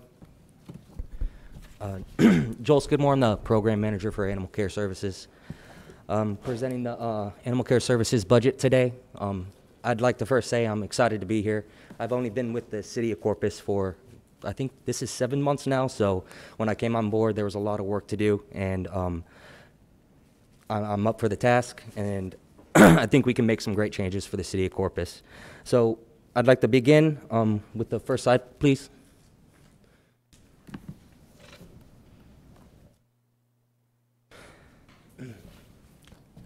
And the next, please, to go to the mission statement. So the mission statement of Corpus Christi Animal Care Services and Vector Services is to promote and protect health and safety and the welfare of the residents and the pets of Corpus Christi. That's a big thing that we want to make sure is outlined, that our job deals with animals primarily, but also we still deal with the human side as well. So that's a big part of what the officers deal with, our staff at the shelter deal with, and we want to say that we're here for the citizens to provide an essential service. Next slide, please. So some of the highlights, definitely not everything that Animal Care Services does, is we help you reunite lost animals. The picture there for Sasha, if you can see it, she was actually lost between, I believe it was 1 to 2 years, and then she found her way to Animal Care Services. We were able to track her through her microchip and get her returned to a very, very grateful owner who had basically given up hope on ever seeing her again. So that's a great service that we provide and promote. And we do that through helping the community with free microchip events. Unfortunately, COVID's put a stop to that, but we do host one free event a month when we're able to, and that's a service that we'd like to provide because, again, getting the animals back to the owner is the primary objective of Animal Care Services. Just a short little tidbit, we also deal with a lot more than just animals, cats and dogs. If you didn't see, we did a recent impoundment of some lemurs and a baby alligator. So not only just vector control, we deal with it in exotics. You never know what you're going to find on a call. So that's just a quick little highlight. And it speaks to the skills set of officers. I have some officers who are very gung-ho when it comes to catching an alligator. Thankfully, it was just a baby. So sometimes you have to rein them back in. And next slide. This is our organizational chart. Obviously, Animal Care Services falls under CCPD. Myself, I'm the program manager, And then I have our veterinarian, Dr. Draper, who we're very fortunate to have. And our assistant program manager position was vacant until recently. It just got filled, and it's in the process of a start date. Then we have one kennel supervisor who oversees our live release and our kennel techs. And then we have our field supervisor who oversees our field officers.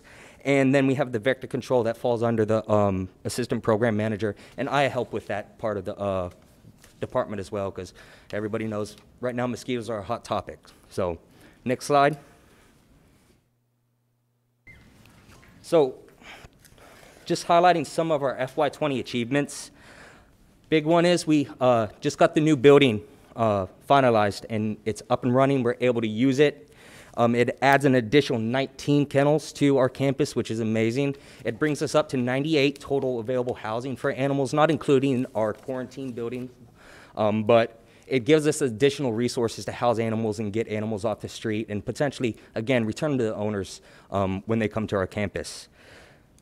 Another thing is our old generator was removed, and in the picture you can see it's been delivered. It hasn't just been sitting at the campus. That was just last week. I actually talked to the engineer department who was at ACS yesterday, and it's in the process of the final installation to have our generator back up. We just missed out on having it for Hurricane and Hannah, so thankfully we didn't need it. And ACS, this is a big one to me that I took pride in when I came on board. We started our own foster program. We have a great working relationship with many rescues here in the city and outside of the city, and we use them as promoting some of our animals. They'll take them and they'll find foster placement as well. To relieve some of the burden on those rescues, we felt the need to stand up our own foster program. Own people who would be able to take an animal from animal care services and give it a temporary home while we find long-term placement. And that's a great program that we stood up. And just the bottom one, we, up to date, have had a 55% increase in enforcement citations that the officers are writing. And that's basically due to us coming to an agreement that we need to promote education through enforcement. A lot of the calls that we receive are for the stray dogs roaming around. And I can confidently say 90% of those stray dogs are absolutely owned. So if we need to respond to that call and we establish ownership for that animal, the owners need to be held responsible and abide by the city ordinance. Next slide, please. So some of our performance measures, number of service of calls. FY19, we did 405. We're estimated to hit 2,300 for FY20, and that's an estimation. Obviously, we've been impacted by COVID. The officers are still responding to the call, and I actually like to say the officers are responding real time. When the calls come in, the officers respond to it immediately, if not within the, the established level agreement. For FY21, I'm confident that we can respond to 25,000 calls, and that is a dramatic increase. But that also means that ACS is being exposed more, and we're getting more calls. And the expectation is that the officers are going to self-generate calls. That means they're going to be able to stop and address issues as they see them, and that way they can put a call in the system and track the work that they're doing, which is self-promoting the animal care services through enforcement of the ordinances. Number of animals adopted, FY19 was 1,078. We're estimated to adopt out about 900. And again, we've been impacted by COVID. We're limiting the access to the campus. We are doing adoption by appointment. If people don't know about that, it's from 8 to 5. We take the time and ask that the citizens go to petharbor.com, find an animal that they're excited to meet, and they call our live release team and set up an appointment, and we let you come in and you get to visit with that animal and potentially adopt it. I'm confident that in FY21, we can adopt 1,100 animals. I don't think that's anything that our team can achieve, especially at the rate that we're going right now, and we're being affected by the COVID. Number of animals sent to rescue. For FY19, we sent 1,405 to rescues, and again, like I spoke about earlier, we have a great working relationship with a number of rescues that we work with. For FY20, we're estimated to send 1,050 to animals to rescue, excuse me. And again, still impacted by COVID. Animals are still getting out of the shelter. We're still finding placement for them through our partners, which is great. I'm confident that we can do up to 1,500 animals for FY21, and it's just basically expanding upon the relationships that we've already established. So the number of citations issued for FY2019 was 2,357. We're estimated to hit 3,800 for FY20, and a target goal for FY21, I'd like to see us reach 4,000 citations issued. Our total live release rate for FY19 was 85%. We're estimated to hit 87%. We've been bouncing right between 86 and 87 for FY20. And for FY21, I am confident that we can reach 90% live release rate. Next slide, please. So some of the services, we have our shelter care technicians who are there taking care of the animals that are currently in our care on campus. Our senior staff assistants, they're the ones that are able to greet you in the front when the citizens are allowed back on. They help you get the microchip. They help you get your city license as well. Field enforcement, that's our officers out in the field. Those are the face of ACS. That's the ones that the citizens will primarily have interactions with. Hopefully it's a good one. And we have one live release coordinator who promotes the placement of all of our animals that come in. She helps facilitate transferring to rescues, putting them up for adoption. If you don't follow us on Facebook, please follow us already. That way you can see the animals that are being advertised. We have our clinic staff, which includes Dr. Draper. We have 2 full-time vet techs that work at ACS who help provide for the medical needs of the animals in our campus. They do a wide range of services, from just simple medication to assisting Dr. Draper with surgeries. And obviously our vector control, we have 3 vector control officers that can be supplemented by some ACOs who have been approved and gone through the training with our vector control officers to help spray and keep the mosquito population under control. Next slide. Our proposed FY21 budget is $3.26 million. It's down from FY20, $87K. And speaking to Eddie, it's through the lowering of internal allocations. So we haven't lost any positions. We're still going to be keeping 35 as we did in FY20 into FY21. Next slide, please.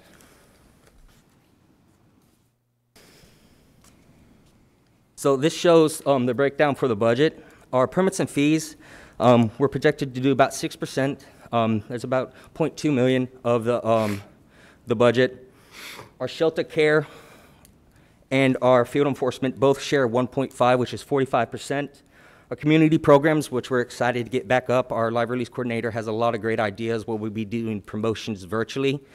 And the general resources is $3.1 million. And that's the animal care services budget, and open to any questions. Anyone have any comment?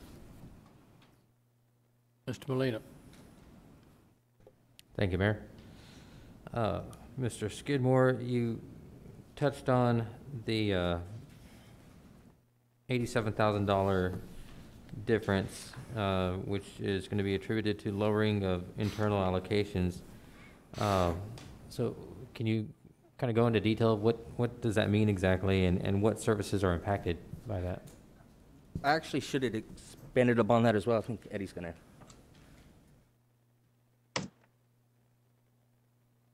That's going to be a little bit, what that means is that we had some fund balances over there in the internal service above the 5% that the financial policies call for. Mm-hmm. So we were able to lower, they're not reducing their services to him. We were just able to lower their allocation a little bit and use a little bit of their fund balance because they're above the 5%. Okay. Oh, like the IT fund is an internal service fund. The general liability, workers' comp is an internal service fund.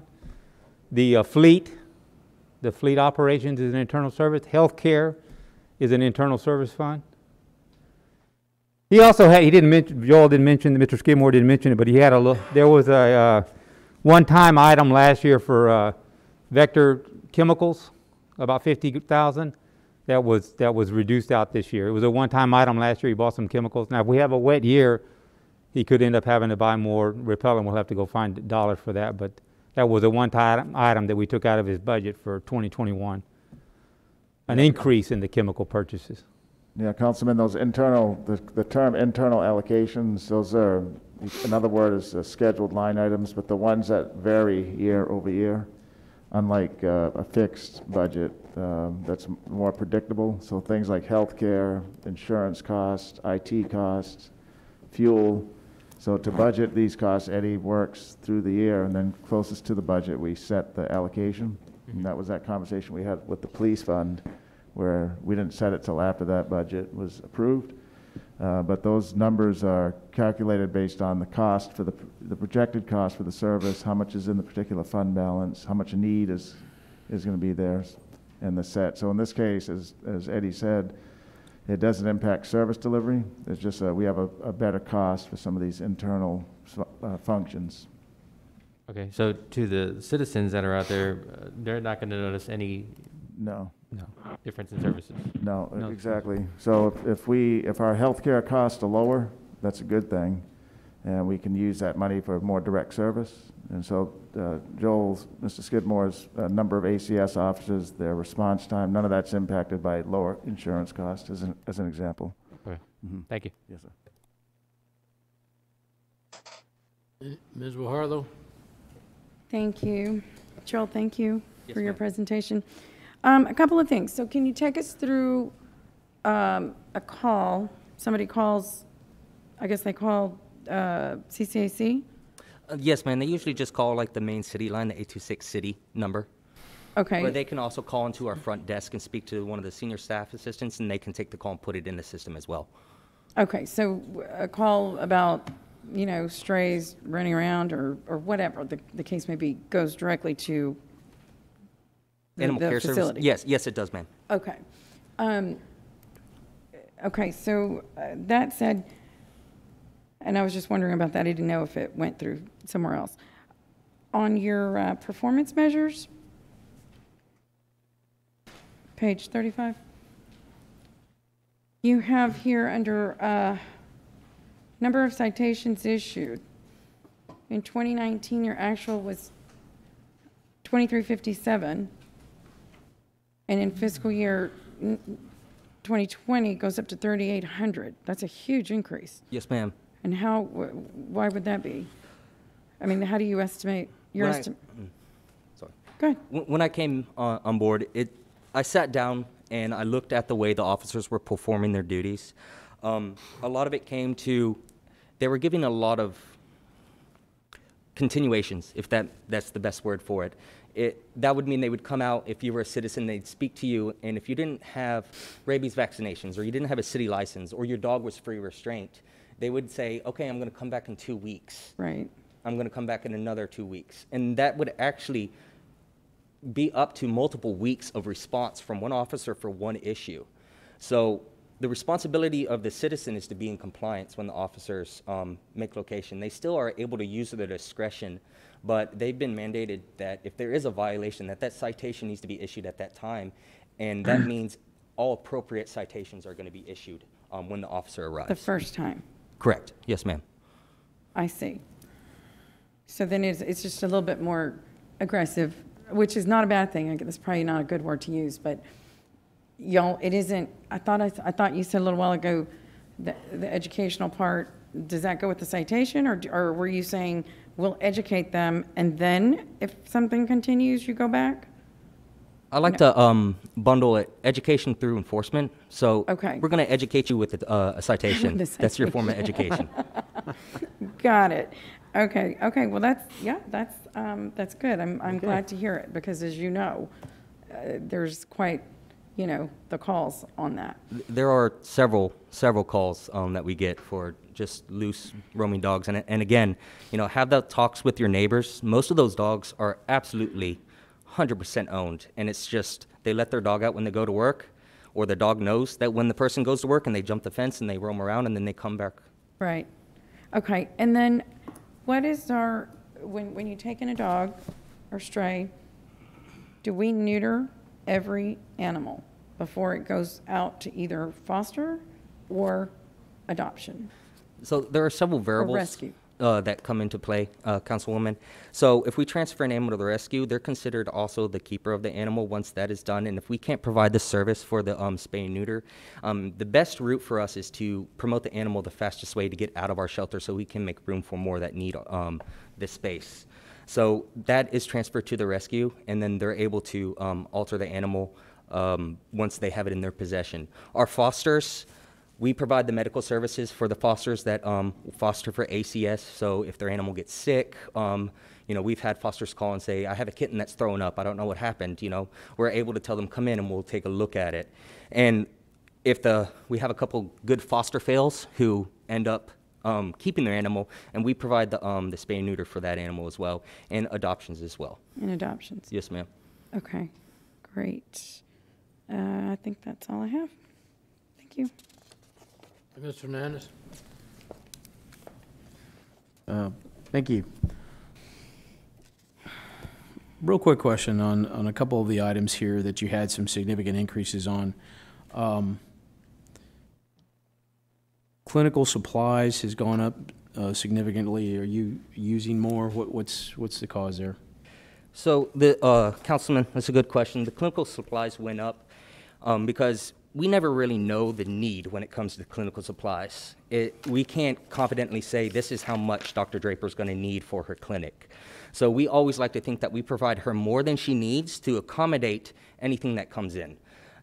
We don't know, again, how many animals we're going to impound for the day. We don't know if we're going to pick up that dog that got hit by a car that needs more intensive care than we provide just a normal stray coming in off the street. So we like to provide Dr. Draper with enough money to do what she needs and order the supplies that she needs to care for the animals that we have. Okay, you also had a significant increase in minor tools and equipment. Is that also along those lines? It is, Councilman. The minor tools and we're talking a 65% increase. It is, Councilman. The minor tools and equipment range from a good example of people don't consider it equipment, but it's equipment for the ACOs. If we need to get traps, we need to make sure we have the money to be able to place the traps out. Okay, and you have some significant increases in professional services and temporary services.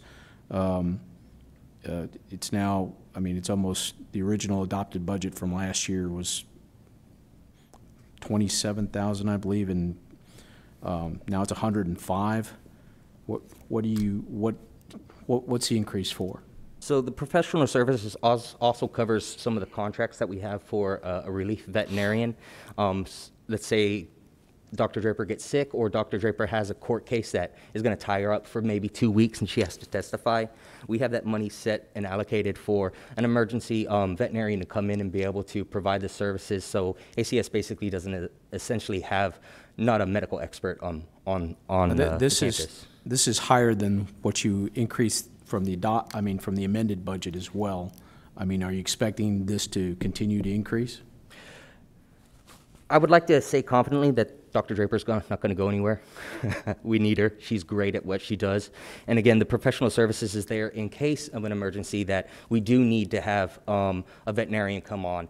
And we may have, hopefully we get to the point where Dr. Draper's doing more surgeries, then she's able to get out into the campus and actually look at the animals that we have on being housed. That way we can utilize that service where we can call in our relief vet to come and look at the animals that are currently in our custody and need the care. You know, just if you're asking for more and you're not going to spend it, I mean, I just want to make sure what you're asking for, the increases you're asking for are actually valid and you're going to use it. It's not just one of those just in case things. Because obviously we have limited resources in the general fund. So please, if you're going to be, you know, think thoroughly through it to make sure that any increases you have are for actual usage. So I noticed in your presentation that you say you had an 85% live release. Is that also indicating a 13% euthanasia of animals? So when it comes to euthanasia, right now I can confidently say ACS is only euthanizing animals that are either court-ordered, too sick or injured, or have extreme behavior issues that are a danger to the public. Sometimes you can't save an animal. Sometimes if an animal comes in, and the best example I can give you, Councilman, is it gets hit by a car, and it's drastic surgery, and the right thing to do is to euthanize the animal. ACS, we don't need to euthanize for space right now. We are doing great when it comes to the control of the animals that we have during this time on COVID. And like I said, I pointed out, we have a great live release program. We have great partners who help take our animals. So the animals that need to be euthanized are only sick, injured, extreme behavior issues that are a danger to the public, or it's court ordered. Okay. Thank you. Okay, any other comments or questions? Yes, sir. This is Roland. I just have a comment. I just want to commend Joel. You know, I know we lost Mike Gillis earlier in the year, and you know, Joel, you were complimenting him so well with, I guess, you know, Mike was definitely great at his compassion towards the animals and, you know, in the community. And, you know, you brought this great business sense and customer service approach to even the people that are sighted. And, you know, I'm embarrassed to say how that you're on speed dial on my phone with the challenges that we have on our district. But I just want to commend you for the fine job and stepping into those shoes rather abruptly. I think you've done a great job. Thank you, Councilman. And I'll touch on that. Losing Mike Gills was an unfortunate loss for the city. He's the type of man that can't be replaced. If he wasn't the man of character that he was, and I didn't feel comfortable coming to the city to work for him, I wouldn't be here. Well, thank you again, and keep up the good work, and thank your staff and your team. I know they're doing a fantastic job, and I know I've seen the difference in the 2 years that I've been here. So thank you again. Thank you, sir. All right. Any other questions? Well, thank you, and keep up the good work. Thank you, Mayor. Appreciate it. All right, code enforcement, and we have 11 o'clock target, so you're going to talk fast? I'm hoping I can talk at all of this. I don't know whether to give a presentation or ask for your money. Well, as they say, you just lead us in the benediction and we'll go home. There you go. Well, good morning, Council, Mayor, Peter. With me is Liza Lopez. She's the program manager for code enforcement. I'm David Blackman, and I will be presenting the code enforcement budget. I think this is my 6th year of being over code enforcement, and it's been a joy. It's something I'm very compassionate about. So let me go ahead and jump right into this. Do we have the PowerPoint up? Next slide, please. All right, thank you. So the mission statement: strengthen neighborhoods by preventing deterioration of housing and commercial properties through the enforcement and abatement of code violations. Next slide, and I'm going to tell you how we do that. So we investigate common code violations such as tall grass, junk vehicles, and litter and solid waste. So everybody knows that has utilized code enforcement is there's not a limit to things that we need to address out there. And I'm I can tell you as a police officer, working with code enforcement has given me a new appreciation for what these officers do. They're criticized for what they do and for what they don't do. So they have a really tough job out there. So in addressing these violations, we actually create a priority level where we address the most serious ones first, and we work our way down. So your most serious ones are your health and safety concerns, such as tall grass, which is health and safety is over 48 inches. We'll get to those. Sewage, that kind of stuff we put up at the top of the list. So when you find folks call us, we're going to go out there and get those first because they are immediate health threat to the community. Then we kind of work our way down that pending list. There's 3 ways to report. We utilize the call center, the online self-reporting, and we utilize the mobile app. Next slide. The next slide. All right, and here's our org chart. This will be changing with this budget, and I will go into that in a little bit detail more in a few minutes. Next slide. Okay, so looking at some of our achievements, we had 4 code compliance officials that received their state certification. This is actually about a year-long process that it takes for these code officers to get certified through the state. So they come in kind of as trainees and they work their way up. We had 4 of these officers, like I said, that did get certified.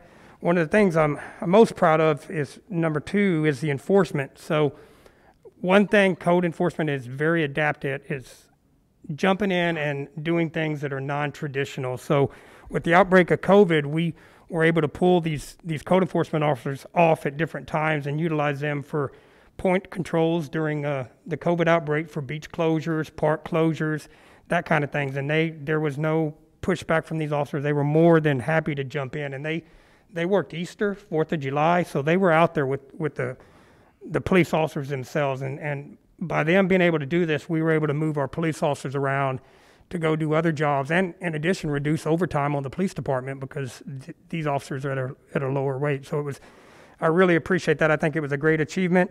And the last thing was we created a standardized field training program, much like our field training program at the police department, where they ride with a experienced code enforcement officer and kind of learns the ins and outs.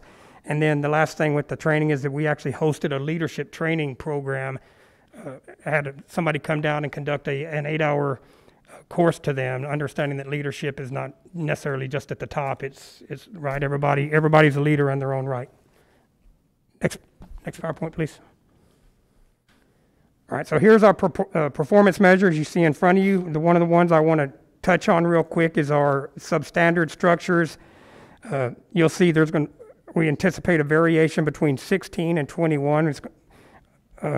Fiscal years, we're going to go from 16 to 40. We're going to attempt to do this we added one additional code officer from our strength over and moved them over to our substandard building structure. So I think all of us will agree that probably one of the biggest eyesores in this city is substandard structures. We can mow the grass, or I like to say people notice the high grass because of the junk building behind it. So we have 2 people that are addressing substandard structures now, and it is our hope that if we get through this COVID outbreak that we'll be able to utilize the National Guard again to come down and knock down more structures free of charge.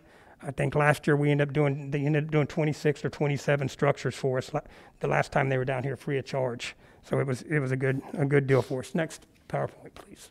All right, so these are our services, our four services: abatements, education and public outreach, enforcement, and in field contacts. Next slide, please. All right, here we go into our budget. Our proposed budget is $2.7 million. You're going to see in general fund that we're looking at $2.1 million from 2.2. Not unlike animal cares, it is $100,000 less, but it's not a reduction in service. It's just we were fortunate enough to be able to save some money. And then our grants are going to stay about the same. So in our positions, you're going to see that out of general fund, we're adding an administrative assistant. That is the one that Chief Markle had spoke of, that's coming over from the police department. And then out of grant funds, thank you, Peter, we're looking at adding 2 additional code enforcement officers to our strength. So that's actually going to bring us from 21 to 23, which is a great deal because I can tell you that we spend most of our time being reactive in nature due to the amount of work that we have out there. So by adding these numbers, that gives us more time to do proactive work to get out there. So instead of waiting for the call, where y'all often get the citizens calling and complaining about stuff, we're able to get to it before they call y'all. So we're pretty excited about that. Next slide. All right. So out of that proposed general fund budget of 2.1, $297,000 or 14% is going to come from liens for mowing and demolitions and that kind of stuff. So that's a reimbursement for the work that we have to get out there and do. And then $1,802,000 is going to come from general resources, the general fund. Next slide. All right, so looking at our proposed CDBG budget, $642,000, 790 cents is you see the breakdown of that. So not to go through each one of these, but that all will come out of our CDBG budget. And then the last slide, like I said, we're in our enhancements. We're going to add 2 additional code enforcement officers through the CDBG grant, which will bring our strength to 23 officers. And I know that was quick, Mayor, but I stand by for any questions. Mr. Hernandez.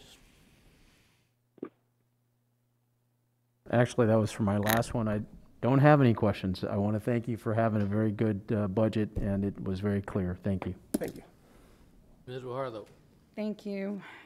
Okay, so where are we on the scale of being, I don't want to say adequately, but is 23 the ideal number for a city this size? And I don't think there's a bad, if it's no, it's no. And I think right. It's extremely important department. Right. I think we have a lot of work to do out there. So while we could always use more officers, I think 23 is a great starting point. Remember, we had 20 code enforcement officers for many years before Peter came along. He gave us one last year and then 2 more this year. So I'm going to look at our 23 and we're going to look what we're doing out there. And if we need additionals, and definitely just like this year, we're going to come in during budget presentation and ask for more. But I think we look and see how we're working and then go from there. And how's the, I know a year or two ago, I think it was, there was some turnover. There was a lot, we had an issue with the staffing and Right. keeping that up. How is that situation? You know, we're still losing people. Just I'm sure, like, you know, we lose people on the police department side, but with the restructuring, the career ladder, and that kind of stuff, it has reduced what we've lost and what we've lost to other city departments. So you know, we're hanging in there.